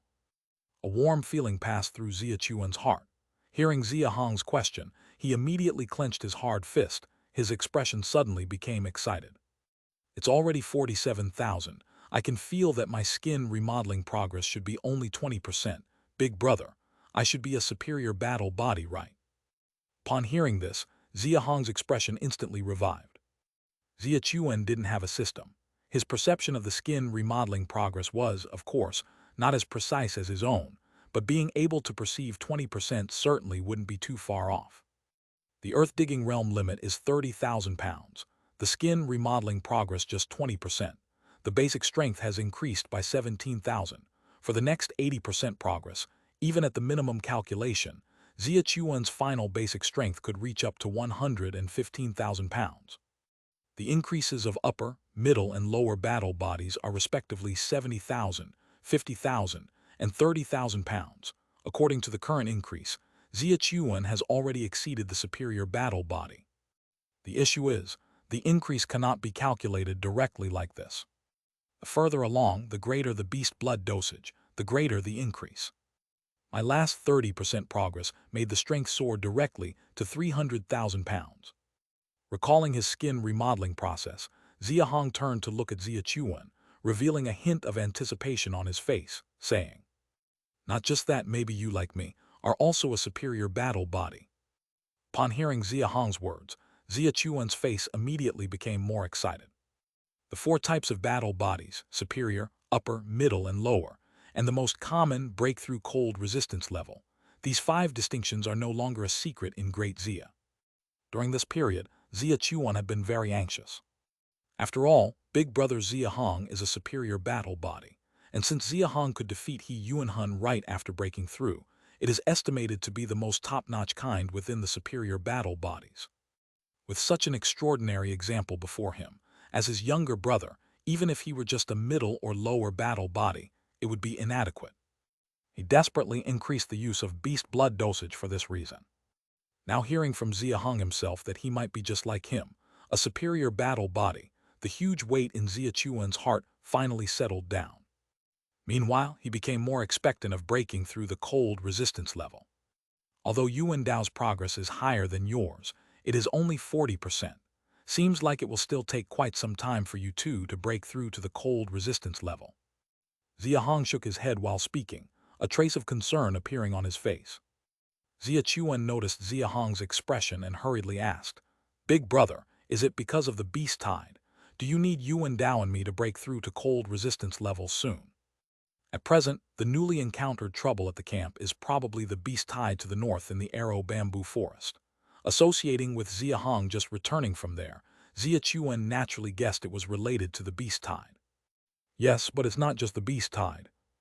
Although the beast tide was partly the reason, Xia Hong also wanted to explore deep into the Arrow Bamboo Forest to thoroughly understand the cause of the beast tide. But going alone made him uncertain. Having a few more helpers would naturally be safer. On the other hand, it's his own cultivation issue. Until now, Xia Hong hadn't figured out the specific division of the cold resistance level realms, nor did he know what the subsequent visible Yang realm was about. Chapter 414, Chapter 198, Clearing Meridians Breakthrough Imminent Part 2. Regarding cultivation, it doesn't allow him any carelessness. So, I need to find an opportunity to go out and learn about the cultivation situation after the cold resistance level from others. Upon hearing the last sentence, Xia Chuan naturally understood. In the canyon camp here, there must be someone at the cold resistance level holding the fort, and if he and Yuan Dao don't break through, Xia Hong definitely can't go out at ease. Although worried about Xia Hong going out, Xia Chuan also knew how important cultivation matters were, and after pondering for a moment he said in a deep voice, "Big brother, rest assured, I will definitely break through as soon as possible." Xia Hong shook his head slightly, waving his hand, he said, "No rush, since you have the qualification for a superior battle body, just follow the steps one at a time. Once the foundation is solid, you will be stronger in the future and be able to help me better. Not everyone is like me with a system. An amount of 10 caddies at a time is already astounding." Seeing the persistent expression on Xia Chuan's face, knowing he hadn't really listened to his words, Xia Hong smiled and said, "Your dosage is almost catching up to Yuan Dao's, and he has already reached the earth-digging realm limit. Now at most, he uses 12 caddies at a time." Hearing that the gap between himself and Yuan Dao was only 2 caddies, Xia Chuan's expression suddenly became a bit more excited, as Yuan Dao had already reached the earth-digging realm limit before coming to Great Xia and started using beast blood. By this calculation, his improvement was undoubtedly slightly larger than Yuan Dao's. By the way, big brother, is Yuan Dao also a superior battle body? Xia Hong turned his head at the words, seeing the curiosity on Xia Chuan's face, and chuckled lightly. He was aware of the silent contest between these two. Yuan Dao was younger, and his cultivation was above Xia Chuan's. From this point, his talent should be stronger, but Xia Hong didn't think so. With the 3 inheritances of the wood puppet monster, Xia Chuan's future potential was not low either. With a 40% progress, his basic strength is already 59,000. It should be a superior battle body without any surprise. Hearing these words, Xia Chuan's expression was both joyful and heavy, being rather complicated. Joyful because he thought Yuan Dao's strength would be more beneficial to the Great Xia camp, and heavy because in terms of qualifications, there was still some gap between himself and Yuan Dao. This was why his reaction was so complicated. Xia Hong could naturally see it. He smiled slightly and didn't say anything more. Competition is a good thing. By the way, how much beast blood reserve does the camp have, and how long will it last? Upon hearing this, Xia Chuan's expression immediately turned serious and he said, "There are 1,300 caddies, and currently there are already more than a dozen people using beast blood. As long as people are in the camp, they basically change every day, with a daily consumption of about 100 caddies. The beast blood reserve is not ample, it's a bit tight." Xia Chuan, Yuan Dao, Hang Guang, Hang Tianchu, Lingzhu Yuan, Meng Ye Lua Yuan, Yuan Cheng, Xiao Long, Xiao Bao Huang Yang. Currently, those who have reached the earth-digging realm limit that Xia Hong is aware of number as many as 13 people, and surely there are some others he doesn't know about. Moreover, the number of people breaking through subsequently will continue to increase. The daily consumption of 100 caddies is sure to climb steadily higher. Caddies won't last even half a month. Xia Hong shook his head slightly, just about to speak. He suddenly noticed that the token hanging at Xia Chuan's waist was different from before, and his eyes lit up immediately as he asked, "Has your hunting team already been promoted to intermediate?" Xia Chuan grinned with a laugh, nodding. 3 days ago, I led the team and hunted a golden-armored thunder kiwi. Now the 5 kinds of intermediate cold beasts are all in place. Just today, I went a Luo Yuan for promotion, and big brother, you just came back. This could be considered an unexpected surprise. There was a bit more joy in Xia Hong's eyes. He knew that Xia Chuan had been leading the team in hunting intermediate cold beasts, but being able to hunt 5 kinds in such a short period was a bit of a surprise to him. Xia Hong suddenly thought of something and said in realization, "I see, I was wondering why Yuan Dao was in such a hurry to go north to find intermediate cold beasts these days in Jing Valley. It's because your 2 teams were recently competing to advance to intermediate, right? The beast hide in the Arrow Bamboo Forest came from north of Redwood Ridge. The canyon side could still hunt on the western outskirts, and Jing Valley is just north of Redwood Ridge. Naturally, it's not accessible during the beast tide. In the previous 5 days trapped in Jing Valley, Yuan Dao often led the Dragon Wu team to the Pingxi Plain area 10 miles north to find intermediate cold beasts, and Xia Hong didn't understand those days, but now he understood the reason. It's also luck. If Yuan Dao hadn't been trapped in Jing Valley for so many days, the Dragon Wu team should have been promoted ahead of me, but now they can only take 2nd place.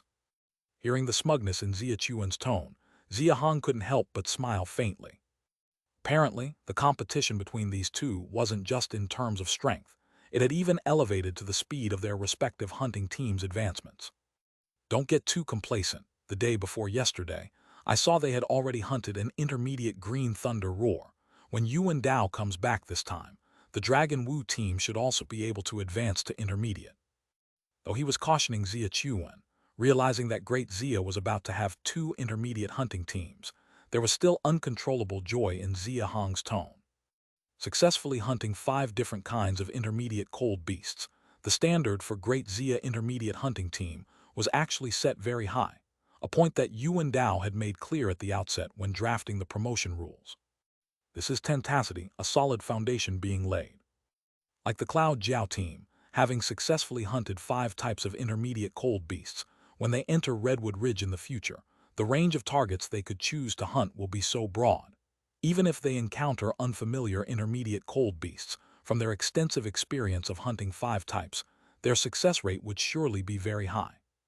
Chapter 415, Chapter 198, Unblocking Acupoints, Breakthrough Imminent Part 3. In the future, Yuan Dao's Long Wu team, as well as any other team that advances to the intermediate level, will be the same. Xia Hong pondered for a moment, then spoke. The beast tide in the Arrow Bamboo Forest has thinned considerably. I've returned early. Yuan Dao and the others should return in 2 days. During this time, I will make time to hunt more intermediate cold beasts to increase the reserve of beast blood, helping you and Yuan Dao break through. Additionally, keep an eye on others. Hong Guang, Hong Tian, Zhu Ling, Zhu Yuan, Meng Yi, Luo Yuan, and Yuan Cheng. With my full support, there definitely won't be a shortage of beast blood. How much you can advance depends entirely on your own abilities. Yes, big brother. Xia Chuan nodded in agreement, responding solemnly, a hint of guilt flickering in his eyes. Ultimately, it's still those people below that are not striving hard enough. If just 1 or 2 cold resistance level individuals were to appear, Xia Hong wouldn't need to stay in the camp. He could freely go out and explore the cultivation situation beyond the cold resistance level. Big Brother is essentially sacrificing his own cultivation time to help them break through. Feeling guilty, Xia Chuan naturally felt the pressure increase. Not only do I need to speed up personally, but I also have to think of ways to urge others on. Anything can be delayed, but we cannot delay Big Brother's cultivation time because of us. As the Great Xia grows and develops, Xia Chuan increasingly realized that Xia Hong's leadership role is pivotal, especially his strength, which is of utmost importance. It can be said that without Xia Hong as this stabilizing presence, everything in the Great Xia today would be just castles in the air, ready to collapse at any moment with the slightest natural disaster or man-made calamity. Would Puppet Monster, Rat Tide, Beast Tide, Jing Xian, He Yuanhun, Chen Yingyuan of Hive Camp, Chen Yingba, Wu Tianxing. These individuals, these events, which ones have not relied on Xia Hong's extraordinary power to ultimately turn peril into safety. Oh, by the way, big brother, I've successfully created a sword puppet. Sword puppet. Recalling the red wood brought back from 5-8 Mountain, Xia Hong's eyes brightened instantly, listening to Xia Chuan's introduction while following him to the craftsman department, preparing to take a look at the sword puppet. With Xia Hong publicly appearing, everyone at the camp knew that the leader had returned. and they realized that the beast tide in the arrow bamboo forest was also over. The tense atmosphere at the camp due to the beast tide, lasting 5 days, finally dissipated. However, there are still over 400 people trapped at Jing Valley. Naturally, their relatives are eagerly awaiting the return of their loved ones. First year of Great Xia, May 25th. Yuan Dao and over 400 others who were trapped for 7 days at Jing Valley have also returned. The beast tide took away 128 lives, including 12 from the earth-digging realm. These people's relatives are deeply pained, but fortunately, the camp's post-crisis arrangements are good, with the deceased's property smoothly transferred to their descendants and a generous contribution value condolence given to each family. While there is sorrow, there is even more joy. After all, over 300 people have returned safely. First year of Great Xia, May 26th at dawn. On the 3rd floor of the wooden building, in the Grand Hall, Xia Chuan stood at the lead position. Yuan Dao, Hong Guang, Hong Tian, Zhu Ling, Zhu Yuan, Meng Yiluo Yuan, Yuan Cheng, Zhao Long, Zhao Hu, Zhao Bao, Huang Yang, Hong Gang. A total of 19 people walked in one after another, forming a line behind Xia Chuan. Everyone maintained a calm expression, occasionally glancing upward at the head position. Xia Hong was sitting cross-legged with closed eyes on the golden chair, not speaking, while the 20 people below peacefully waited without saying a word. After a long time, seeing no one else entering, Xia Hong opened his eyes and asked, "Is everyone here?" Xia Chuan immediately cupped his hands and replied, "Reporting to the leader, all 20 members at the camp who have reached the earth-digging realm limit are present." Xia Hong nodded slightly, looking at the 20 people below, his expression slightly invigorated. If things go smoothly, these 20 individuals below should become the first batch of cold resistance level in Great Xia, aside from himself. If all 20 break through, against a mere hive, across the entire Pinxi Plain, the Great Xia will have unmatched dominance. Although the Longshan Alliance consists of 12 large camps, from the situation at the hive camp, their top fighting force is estimated to be at the cold resistance level. It's uncertain whether these 12 camps combined can muster 20 cold resistance levels. By then, the entire Longshan Alliance should seem insignificant in Great Xia's view. Thinking too far ahead. Xia Hong chuckled softly, clearing idle thoughts from his mind, then smiled and addressed the group. "You all should have started using beast blood. I've gathered you today to continue discussing the key aspects of breaking through to the cold resistance level, and also, the 20 people in the hall not only have the highest cultivation in Great Xia, but also lead a hunting team. Besides cultivating, they are busy with hunting and mining, so Xia Hong wouldn't have gathered them without a reason. Mainly because yesterday's experiment with Xia Chuan proved successful. Since external force can help those at the earth-digging realm limit enhance their absorption of beast blood, Xia Hong naturally wouldn't hesitate to assist them as well. It's merely exhausting, doesn't consume anything, but by increasing their absorption efficiency of beast blood, their breakthroughs to the cold resistance level in the future bring more rewards, improving the camp's overall strength. Understanding the importance, Xia Hong is clear about priorities. After Xia Hong explained, some among the group initially didn't fully grasp the concept. Chapter 416, Chapter 198, Clearing Meridians, Breakthrough Imminent Part 4. But as he instructed Yuan Dao to start using beast blood directly in the Grand Hall, and repeated what he did to Xia Chuan yesterday in front of everyone, the crowd's pupils immediately dilated in shock, and their expressions became instantly excited. As for the person involved, Yuan Dao, he was even more astonished.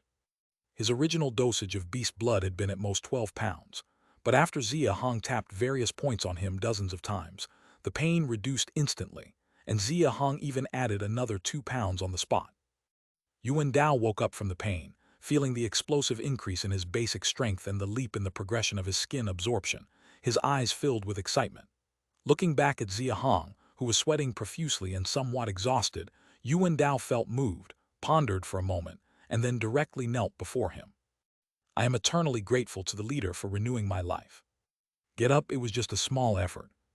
What Xia Hong said was understated, but the fatigue on his face fully revealed that such an enhancement was no trivial matter for him. "You have a small group now. Take turns coming every other day during this period."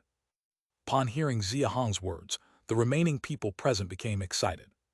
The ability of the skin to absorb beast blood being enhanced meant that the future breakthrough in cold resistance level would also significantly improve basic strength, something everyone understood clearly. Xia Hong was willing to make time to help all of them experience this, just as Yuan Dao mentioned. It was truly a life-renewing benevolence. The 18 people present looked at Yuan Dao in front, exchanged glances for a moment, and then simultaneously knelt before Xia Hong, speaking in a respectful and unified voice. Thank the leader. No need to thank me. In the coming months, there will be no shortage of beast blood. Focus on your cultivation and break through to the cold resistance level as soon as possible. You are dismissed. Yes, sir. They bowed in response, but when they looked up, they realized that Xia Hong's golden chair was already empty. Minister, what does the leader mean by saying there will be no shortage of beast blood?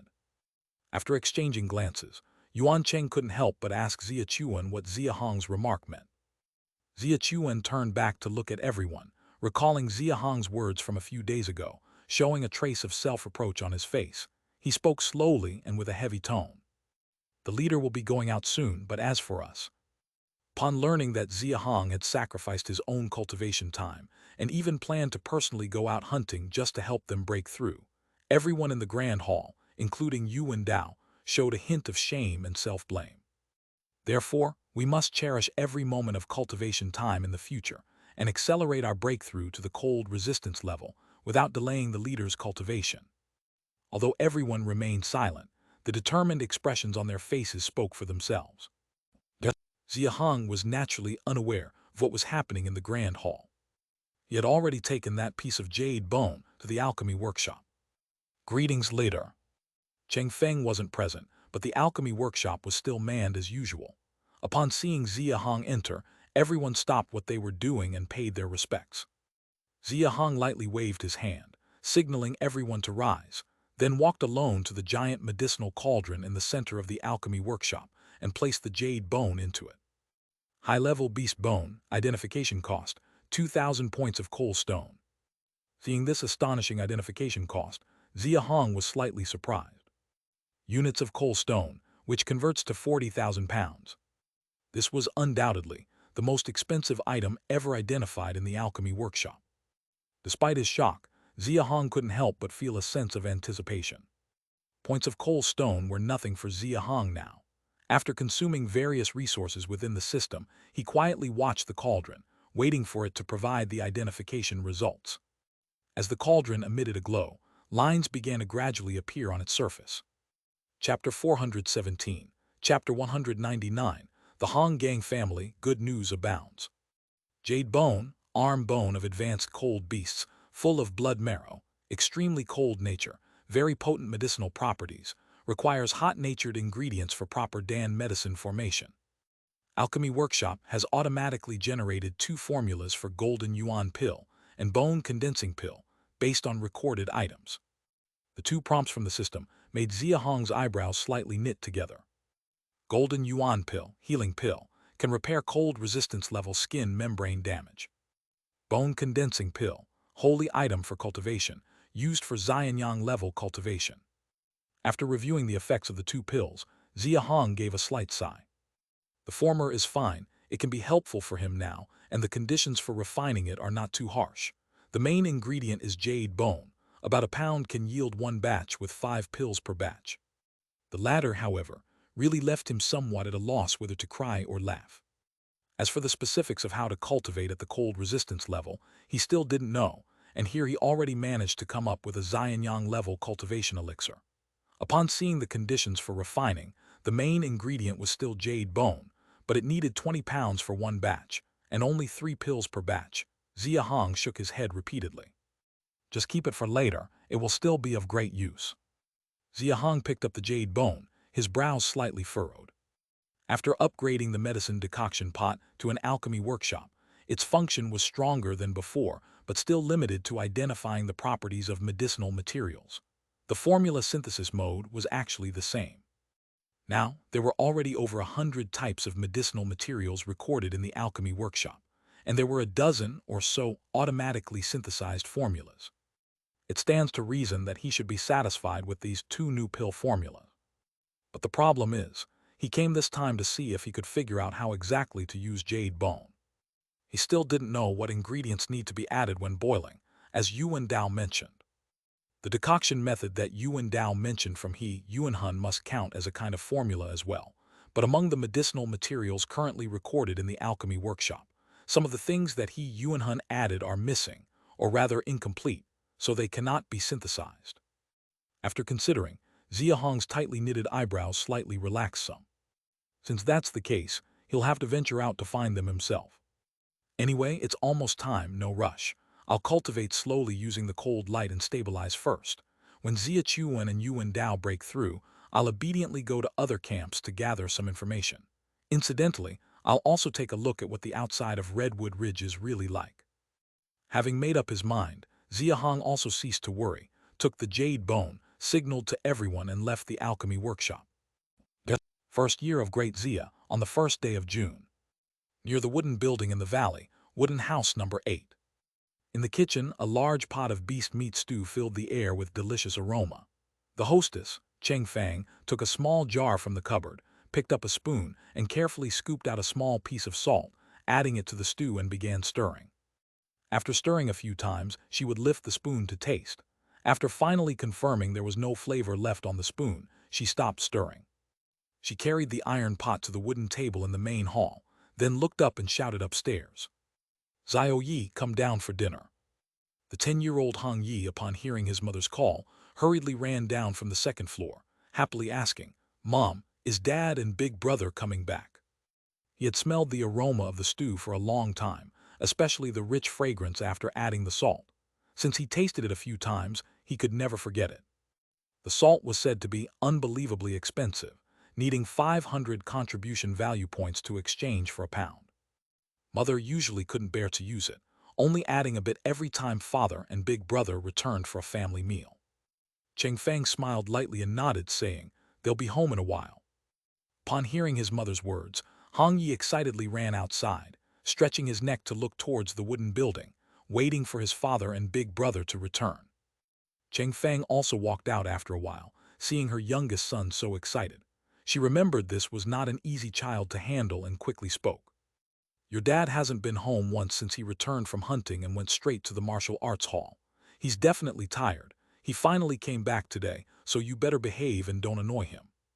Hong Yi waved his hand with a serious look, said, "Don't worry, Mom, I won't annoy Dad. I have something important to ask him." Seeing her son acting mature for his age, Cheng Fang couldn't help but tap his head and laugh. "What important matters could you have?" "They're back, Big Brother and Dad are back, Mom, look." The overall structure of the Great Xia Valley is centered around a wooden building with 3 main roads running east to west, covering the entire area. Hong Gang's house is number 8, right by the edge of the central main road, very close to the wooden building.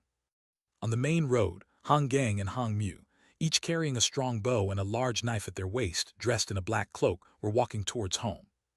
Seeing Cheng Fang and her son at the house entrance, the two of them also smiled. "Mom and little brother. No need for formality, must be tired. Let's eat first, eat first." At some point, a new rule appeared in the Xia Li. Children must salute their parents if they haven't seen them for more than 3 days.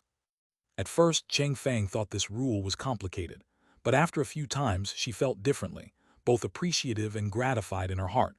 Her love for her son deepened. "Let's go in and have dinner first." With the head of the family, Hong Gang, speaking, the 4 of them all smiled and went inside. At the dining table, watching her husband and 2 sons drink bowl after bowl of the meat stew she made, occasionally taking a bite of the steamed crystal fruit, Cheng Fang had a face full of smiles, feeling immensely satisfied with life as it was. Chapter 418, Chapter 199, Good News Keeps Coming for the Hong Gang Family, Part 2. Husband Hong Gang is the captain of the Green Wolf team of the hunting department. He earns over 1,000 contribution points every month and bought plot number 8 early on, building their house there. When they moved out of the wooden building, the envious looks from their neighbors lingered in Cheng Fang's memory.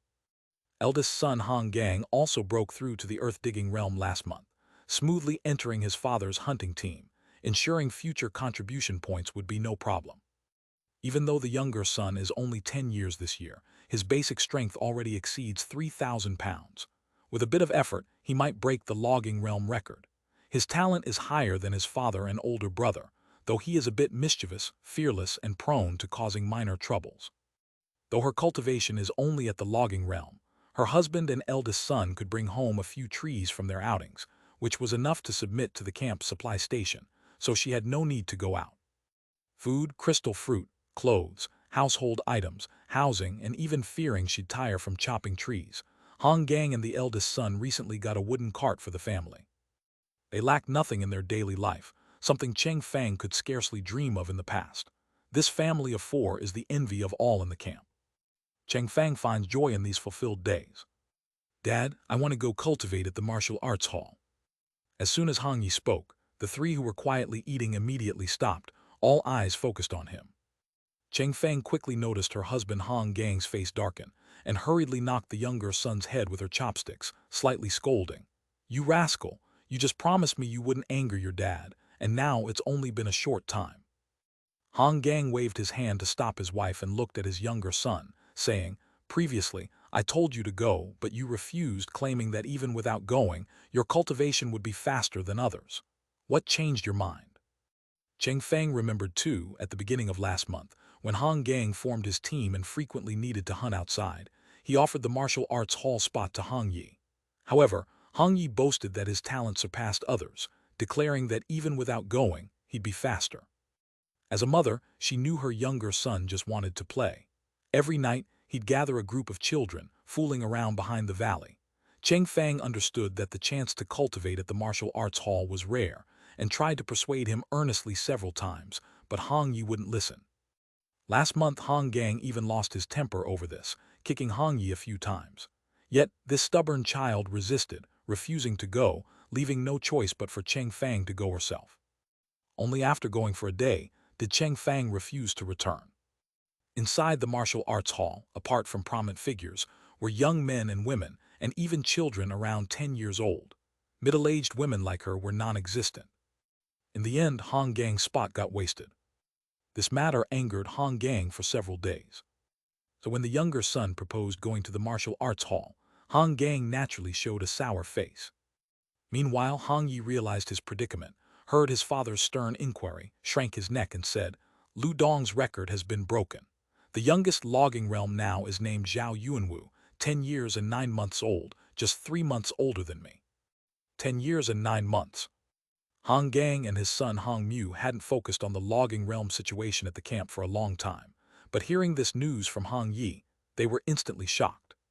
Cheng Fang was different. With ample free time, she often gathered with a few women, not discussing husbands but comparing children, eagerly learning about such matters. "That Zhao Yuanwu, I've heard of him. He's Zhao Long's eldest son." Zhao Long's eldest son.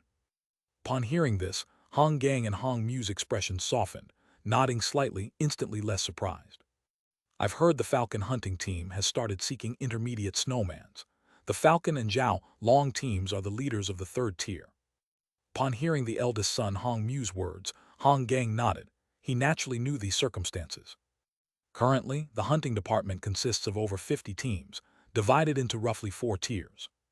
The first tier undoubtedly includes the Cloud Jiao and Long Wu teams led by the minister and director respectively, the top intermediate teams.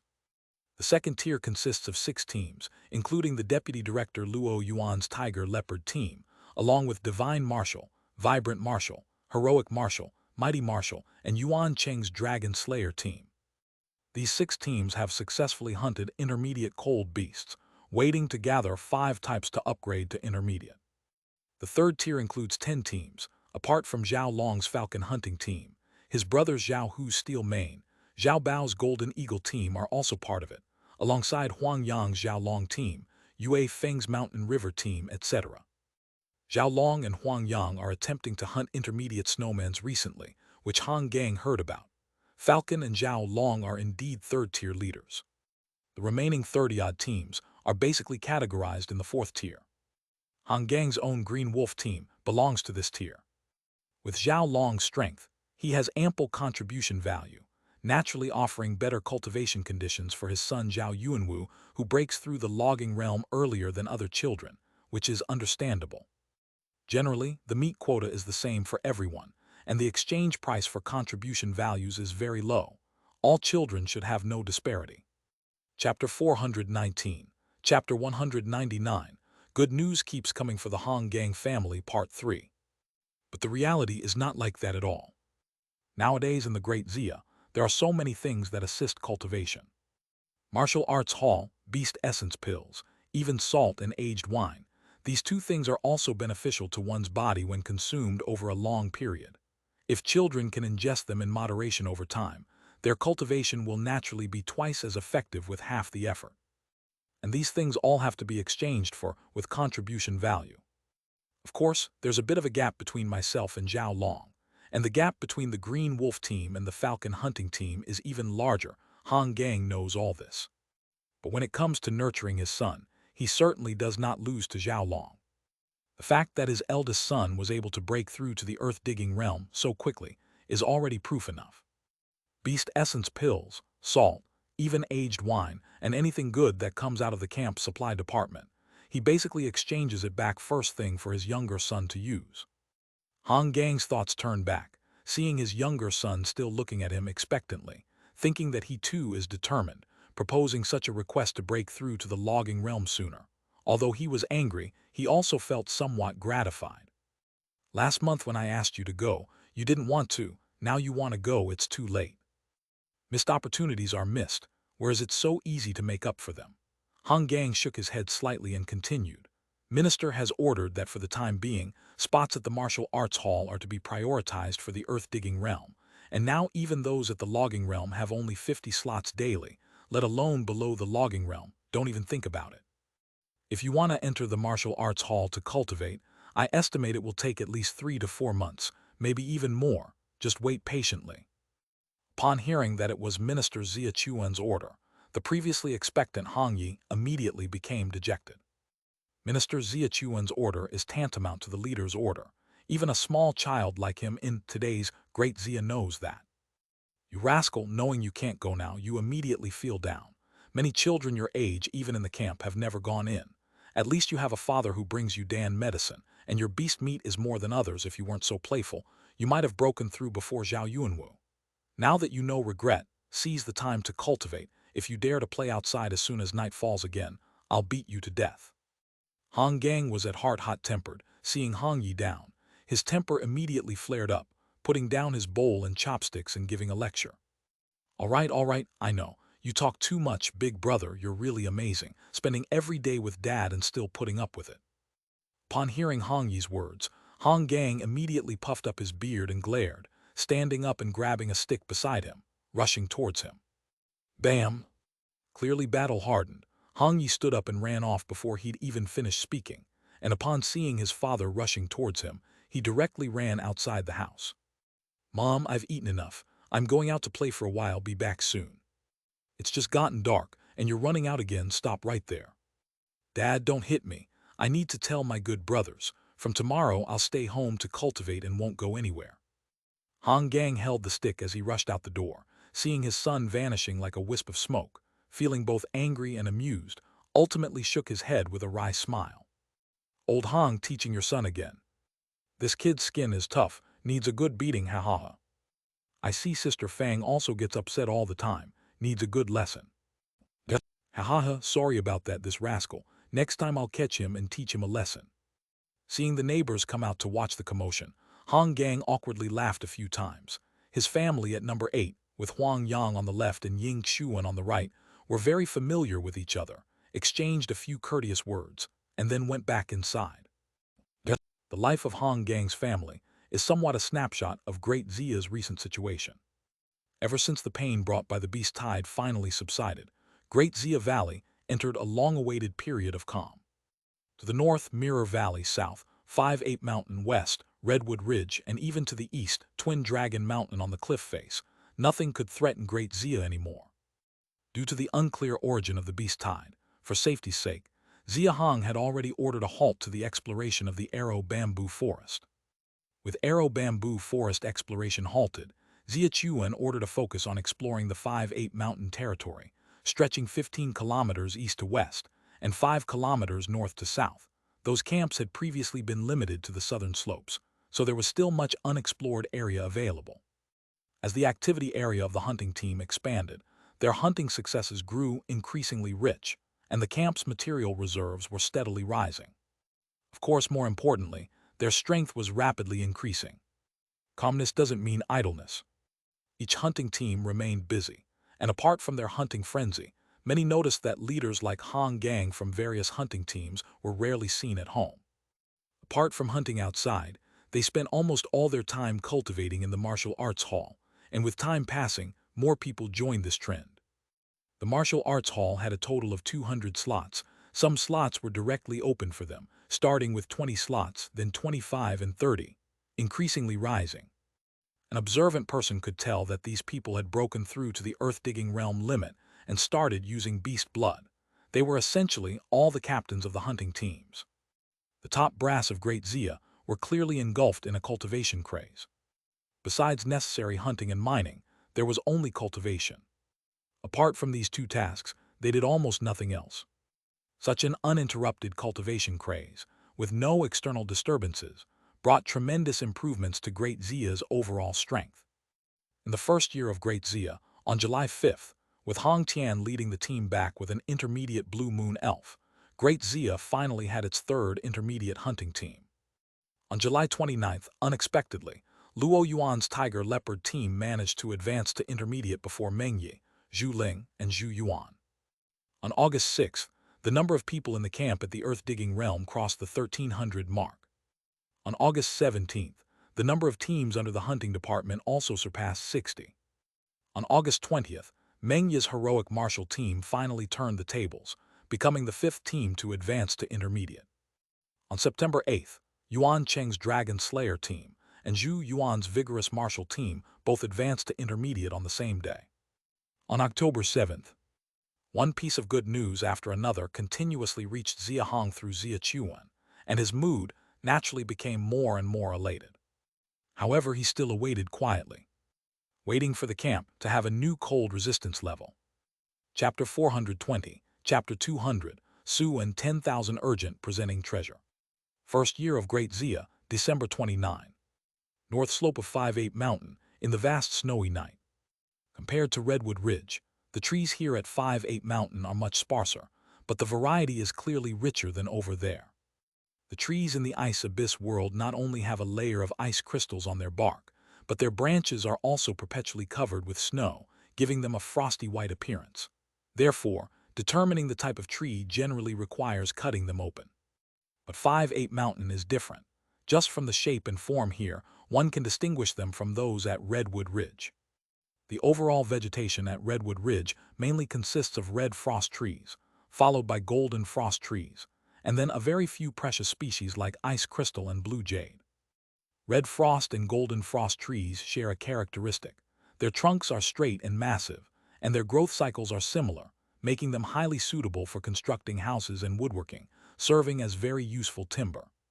However, the trees on this side of 5-8 Mountain are not only smaller in scale than those at Redwood Ridge.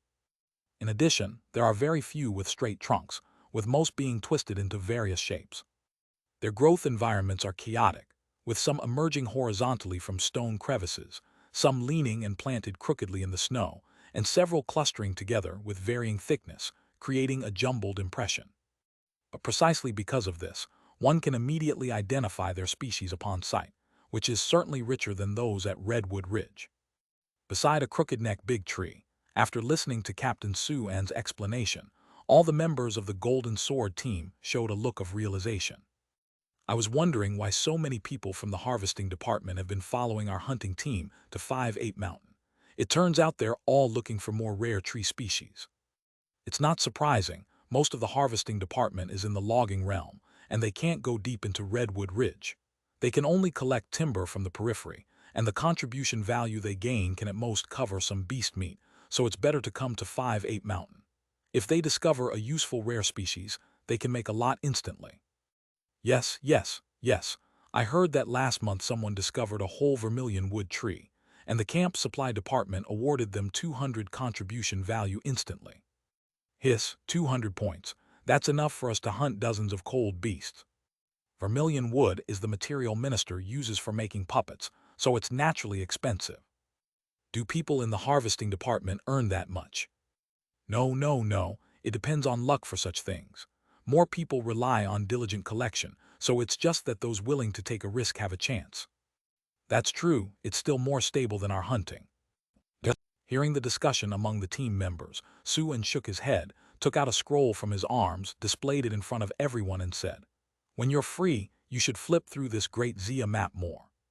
Not just 5-8 Mountain, but also Arrow Bamboo Forest, Pinksy Plain, Mirror Valley, Twin Dragon Mountain including Redwood Ridge. These different regions, their environmental characteristics, what cold beasts are there, and even the types of vegetation. This book contains detailed descriptions." "Hee, Captain, where do we find the time to read that? Just looking at that thing gives me a headache. Hunting every day is tiring enough, can't really focus on a book." Seeing that everyone didn't take it seriously, Suen's face suddenly darkened and he said, "Don't treat this lightly. I'm hunting every day just like you, but I still make time to look at this. Have you all forgotten Minister's words?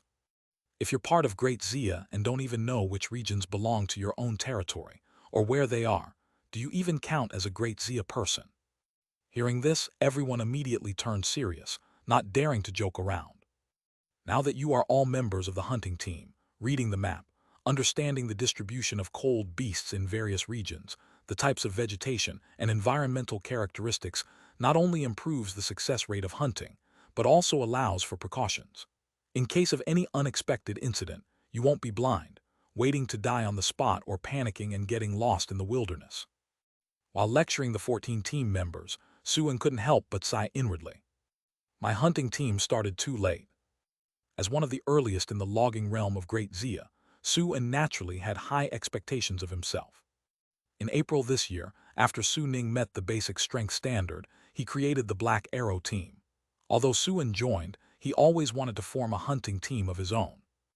Early last month, after finally meeting the basic strength standard, and since the earth-digging realm population at the camp was overflowing, without a second thought, he left his brother Su Ning's Black Arrow team and applied to the hunting department to establish this Golden Sword team. Although the team started with only 10 members, under his leadership, they eventually successfully passed the assessment task, and the Golden Sword team smoothly became the 83rd hunting team under the hunting department. But after successfully forming the team, he realized this was just the beginning. Previously, while in the Black Arrow team, he only had to follow the team into the wilderness, focus on hunting cold beasts, and then wait to share the contribution points without having to manage anything else. But now as a captain, he realized how many things he had to manage.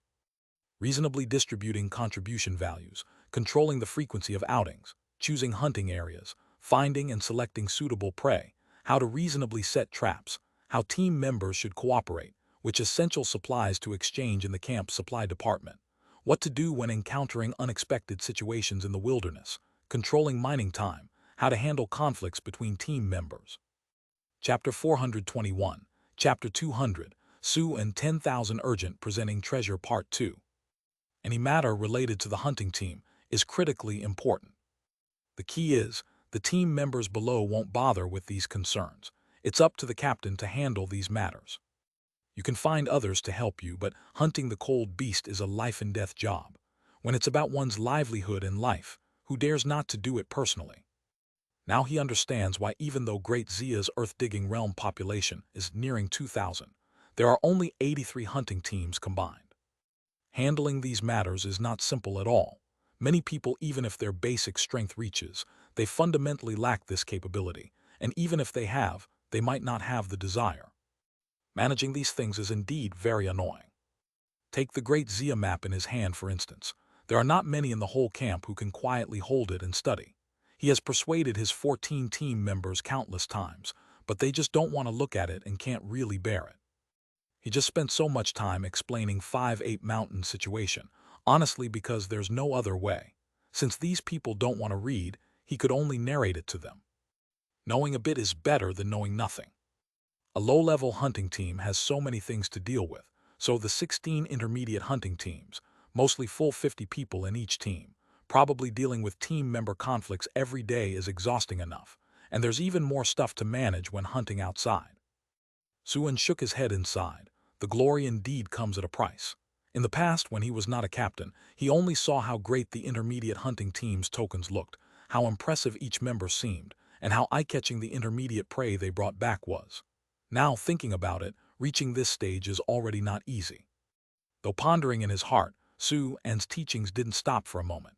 Seeing only a few listening intently while most team members bore bored expressions, clearly unable to absorb anything, he could only sigh softly.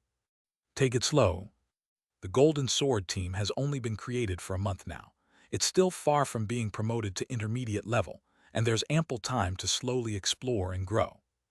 Brother's Black Arrow team wasn't strong initially either, but now. Thinking of his brother Su Ning, Su-an felt a touch of admiration rise in his heart, subtly encouraged himself, turned to the team members and smiled. All right, you all are probably tired of listening, so I won't say any more. Let's search around nearby, and if there's nothing new discovered, we'll head back. Speaking thus, Su-an paused, turned and pointed north, saying, We are about to walk out of the north slope and soon we'll reach other people's territory. Hearing this, everyone immediately looked north and nodded slightly. Last half-year, the area 5 kilometers north and south, and 15 kilometers east and west of 5-8 Mountain, had long been explored completely by the Great Xia camp. They are now located at the edge of the north slope, almost stepping out of Great Xia's current boundary. Several of them suddenly showed a hint of movement on their faces and spoke. Captain, those 4 large camps north of the mountain have a combined population of 5,000 to 6,000. Why don't we directly include them into our Great Xia? I know about this. Seems they themselves don't want to join. They don't even send people to Great Xia for a visit, allegedly because some are causing interference. Lord, she secretly investigated earlier. Those 4 camps are weak and living poorly. Their thinking is a mystery. I heard from others at the camp, saying there's one Flying Tiger camp really opposed to merging, even persuading the other 3 camps, which has caused these 4 to remain unmerged for long. If you ask me, we should just take people and go up directly. They are living so miserably yet clinging to their little piece of territory. It would be better to come to our Great Xia and enjoy. You all have been here 5 days, yet you seem to understand the situation better than I do. Su-an first joked with everyone, then seriously said, I've also heard about this matter. Since those 4 camps don't want to join, let's respect their wishes. Our Great Xia never forces other camps to merge through military intimidation. Whether to join or not is entirely up to them. Upon hearing the last sentence, everyone's expression became more solemn. Great Xia, no matter what, never forces other camps to merge through military intimidation. Whether to join or not is entirely up to them. This sentence was spoken personally by Minister Xia Chuan several months ago at a meeting with every Pioneer Department member in attendance. In fact, many people don't understand this sentence. In their minds, with the good life in Great Xia, even if others are coerced to join, and harbor resentment towards Great Xia, once they start living well, such resentment would naturally dissipate, and they would be grateful towards those who initially coerced them. However, out of respect and trust for Minister Xia Chuan, they still unconditionally adhere to this sentence. Of course, Su-an is not among them. Su-an's vision is a bit higher than the others. He vaguely perceives the deeper meaning in Xia Chuan's words, especially after founding the Golden Sword team and becoming captain, starting to manage team members. He understood even more the wisdom contained in that sentence. The management of a hunting team with a full capacity of merely 20 people is so difficult, let alone the entire Great Xia camp. If military intimidation were used to forcibly increase population, not only would it not benefit the Great Xia camp, but it would also cause various hidden risks, contrary to the camp's development. Chapter 422, Chapter 200, Su and 10,000 Urgent Presenting Treasure Part 3. The camps refusing to merge are mostly controlled by a handful of elites who are unwilling to relinquish their supreme status. They incite others to resist the Great Xia and even go as far as to slander us. Even if you force this small group to come to the Great Xia, they will surely harbor ulterior motives. These people require a lot of effort to reform and transform, and success is not guaranteed, making it a risky and unwise investment. As for those beneath them, those willing to believe their words and be persuaded are not the brightest. Truly intelligent people will find a way to personally experience the Great Xia and will answer for themselves whether to leave or stay. After hearing Su-an's words, everyone nodded slightly. Someone then thought of something and said with a smile, Actually, not merging doesn't make a difference.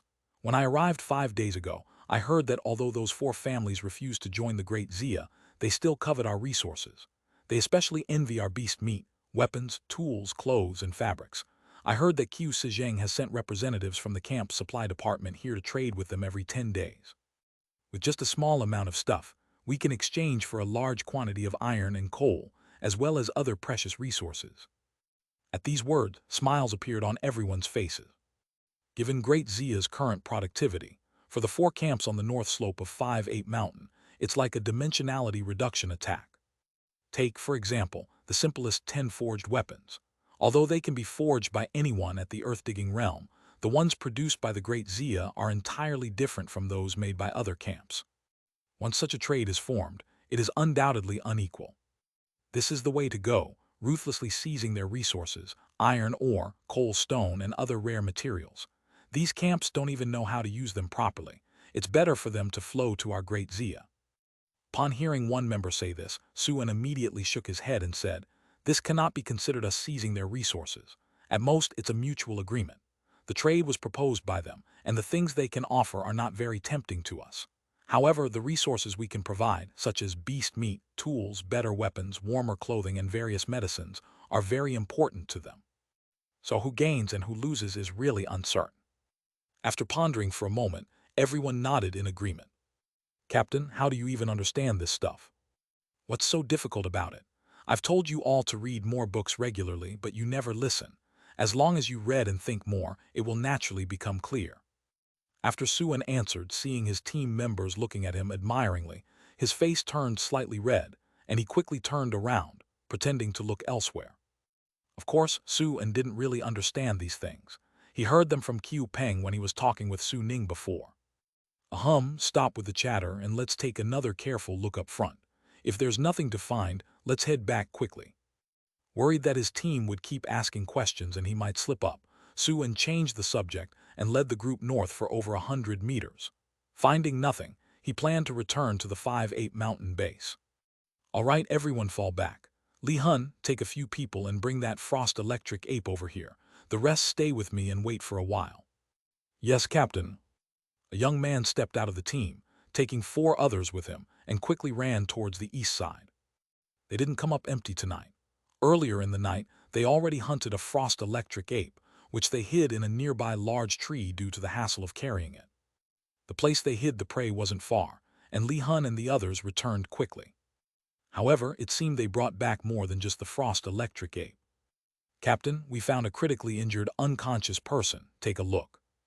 As Li Hun approached, everyone realized he had someone on his back. It was a youth of about 16 or 17, wearing a blue beast skin clothing of visibly inferior craftsmanship compared to the Great Xia's. The youth had his eyes closed, with a chest wound and 3 iron arrows lodged in his back, clearly in a state of severe injury and unconsciousness. Suan stepped forward to inspect the youth's clothes and examined the 3 iron arrows for a moment before furrowing his brow and asking, "Where did you find him?"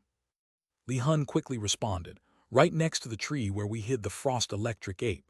The kid must have buried himself in the snow before passing out, but he forgot to cover his tracks, so I spotted him at a glance. By the time I dug him out, his body was almost stiff. Captain, look at his hand." Following Li Hun's words, Suan looked down at the youth's hand, and his expression suddenly paused. The youth's right hand held a small dagger, while his left hand was tightly clutching a rectangular wooden box. It wasn't clear if he was frozen or something else, but the veins and bones were very prominent, indicating he had been gripping it tightly before passing out. Suan reached out, pinched the corner of the wooden box and pulled gently. Seeing that the wooden box didn't move an inch, Suan raised his eyebrow, feeling the faint breath of the youth, and a hint of curiosity emerged in his eyes. This kid, on the brink of death, still doesn't forget to hold on to the wooden box. "What's this precious item? Captain, let's take a look." Suan shook his head, let go of the box, and after thinking for a moment, took out a red pill from his pocket and placed it into the youth's mouth. "Hot wind pill. Captain, that's a valuable item, you're giving it to him." The hot wind pill, which can quickly cure chills, costs 20 contribution value apiece and is not cheap in the Great Xia. "Let's wake him up first and see what's going on. Hold him down." Chapter 423. Chapter 200. Suan 10,000 Urgent presenting treasure /4. After Suan finished speaking, Li Hun hurriedly set the young man down. Once a few people held down his head and limbs, Suan pulled out a bottle of golden soar powder and then swiftly drew out the 3 iron arrows from the young man's back. The young man immediately convulsed in pain, but fortunately, someone was holding his body down, so he didn't move much. The effect of the hot wind pill began to take effect, and the young man's frozen body quickly started warming up and recovering. As the iron arrows were removed, Suan immediately applied a layer of golden soar powder to the wounds. Soon, a flush of red appeared on the young man's face, and his body was visibly recovering. It will probably take a while for him to wake up. Let's carry him back first, otherwise, he won't survive until dawn. At Suan's command, Li Hun continued to carry the young man, and a group of 15 people, taking that frost electric ape with them, headed towards the southern stronghold at 5-8 Mountain. However, barely half an hour had passed before an accident occurred. Li Hun from the group suddenly jerked his body, violently throwing the boy he was carrying off his back. Bang! Hey, you little brat, don't you recognize good intentions? Thrown into the snow, the young man immediately tried to stand up, but his injuries were too severe. He was noticeably awkward, and after trying 2 or 3 times, he barely managed to half-stand shakily. Once he was on his feet, the first thing he did was check the wooden box on his left hand. Then, tightly gripping a dagger in his right hand, he looked up at the group across from him, his face full of wariness and panic. Suan noticed Li Hun's right shoulder garment was torn and immediately understood what was happening. He frowned at the young man and asked, "We saved you. Is this how you treat your saviors?" The young man appeared panicked, but upon hearing Suan's words, he clearly realized something. He reached to touch his back and then examined the attire of the 15 people in front of him, his face lighting up with joy. "May I ask, are you all from the Great Xia camp?" They must be. With such refined clothes, weapons at their waists, and each person holding an iron core bow, they undeniably hailed from the Great Xia camp. Before Suan could reply, the young man directly knelt down and said, "I am Xiang Liang, son of Xiang Kai, the leader of Hefeng camp. I have a great treasure to present to the great Xia leader, and also an extremely urgent message to convey to him. I earnestly beg for your swift introduction, for which I will be immensely grateful. Offer a treasure to the leader, and an absolutely urgent message to convey to the leader."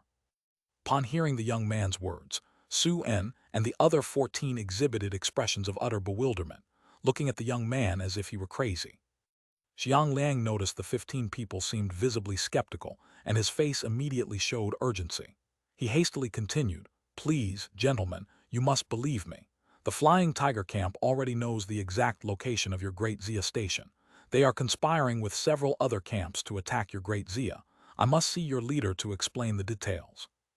Flying Tiger Camp has discovered the exact location of the Great Xia station, and they are gathering other camps to jointly attack Great Xia." Suan was stunned upon hearing this, then his expression became even more peculiar. Even the rest of the team had indescribably odd expressions on their faces.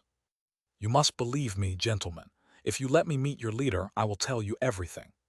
Seeing the expressions of Suan and the others, Xiang Liang thought they didn't believe him, and his voice carried a hint of sobbing, clearly indicating he was indeed very anxious. "Don't worry, come back to the station with us first." Seeing Xiang Liang's expression as if he wasn't faking it, Suan thought for a moment and then spoke up. "Li Hun, he's injured, you carry him." "Thank you, sir." Xiang Liang's face immediately showed hope, and he hurriedly expressed his gratitude. However, when Li Hun came over to support him, Xiang Liang immediately resisted, hiding the wooden box behind him, cautiously saying, "Thank you, sir, I'll just follow behind you. I don't need any support." Li Hun, already aggrieved over his right shoulder garment being torn, saw Xiang Liang still being so ungrateful and directly slapped him on the head. "Slap! You little punk, you're quite cautious, huh? Who wants your broken wooden box? Just lie honestly on my back, or I'll take that little broken knife of yours and snatch your wooden box." Xiang Liang, with his mere strength in the logging realm, was immediately subdued with a slap but still clutched the wooden box tightly, not giving others a chance to touch it. The group continued on their journey back to the station. Suan repeatedly glanced at the wooden box along the way, and each time he looked, Xiang Liang's expression grew tense, amusing Suan to no end. After some time, Suan couldn't resist any longer and smilingly asked, "Kid, you're saying you want to present a treasure to our leader. At least tell me what the treasure is, right? We can't just take anyone claiming to have a treasure to see the leader, correct? Hearing this, Xiang Liang's expression changed repeatedly, and he didn't know what to think, eventually choosing silence as if he hadn't heard Su An's question. Heh, this kid won't move without seeing a prophet. It seems this wooden box really is something valuable. Should we snatch it and take a look? Hun, don't scare the kid. Heh. Though their tones were clearly teasing, Xiang Liang looked nervously, occasionally glancing back at Su An, clearly frightened. All right, stop scaring the kid. Let's head back first and discuss later. Su An, leading at the front, chuckled and shook his head, not paying it any mind. The group quickened their pace, soon crossing over the mountain and reaching the southern slope of Middle Ape Peak, the Great Xia Station on this side of 5-8 Mountain. The Great Xia Station on Middle Ape Peak was originally the Three Tigers camp station. Previously, those three ferocious tigers only thought of exploiting other humans, and naturally, didn't care about properly building their station. The original station was just a cave under a cliff, with a few simple wooden houses built inside, and nothing much else. But since June this year, when Xia Chuan ordered it to be established as a station, with people from Great Xia frequently coming and going, the place has transformed remarkably. Following Su En and his group, Xiang Liang saw a massive wooden house built against the mountain wall. The wooden house stretched over 100 meters in length, the top completely covered, resembling a square box backed against the mountain wall. Su En led the group up to the wooden wall, searched for a bit, knocked, and then softly spoke. The rain from all directions can't match the rain in our Redwood Ridge. Soon, a voice came from the other side of the wooden wall. Dragon Gate Mountain has rain, the snowy tiger descends the mountain. As the voice sounded, the tightly sealed wooden wall suddenly opened from inside, revealing a hidden door 2 meters wide and 3 meters tall. Captain Su is back. Hey, got a bit of a new find tonight, let's go in first. A wave of warmth hit as Xiang Liang followed Su En through the wooden door.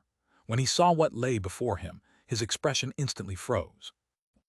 Chapter 424, Chapter 201, 5 Origin Garrison Cold Marrow Iron. At this moment it was the latter half of the night, and outside the wooden cabin the frost was bone-chilling, with snow and wind sweeping across the sky. Yet inside the wooden cabin, warm currents surged like tides, as bright as daylight. From the wooden beams above, almost every 5 meters hung a stove that could be freely raised or lowered, where the coal stone burned brightly. Not only did it illuminate the entire interior space, but it also continued to release heat, maintaining the cabin's warmth. The cabin stretched horizontally for 100 meters, with a depth of about 30 meters or more.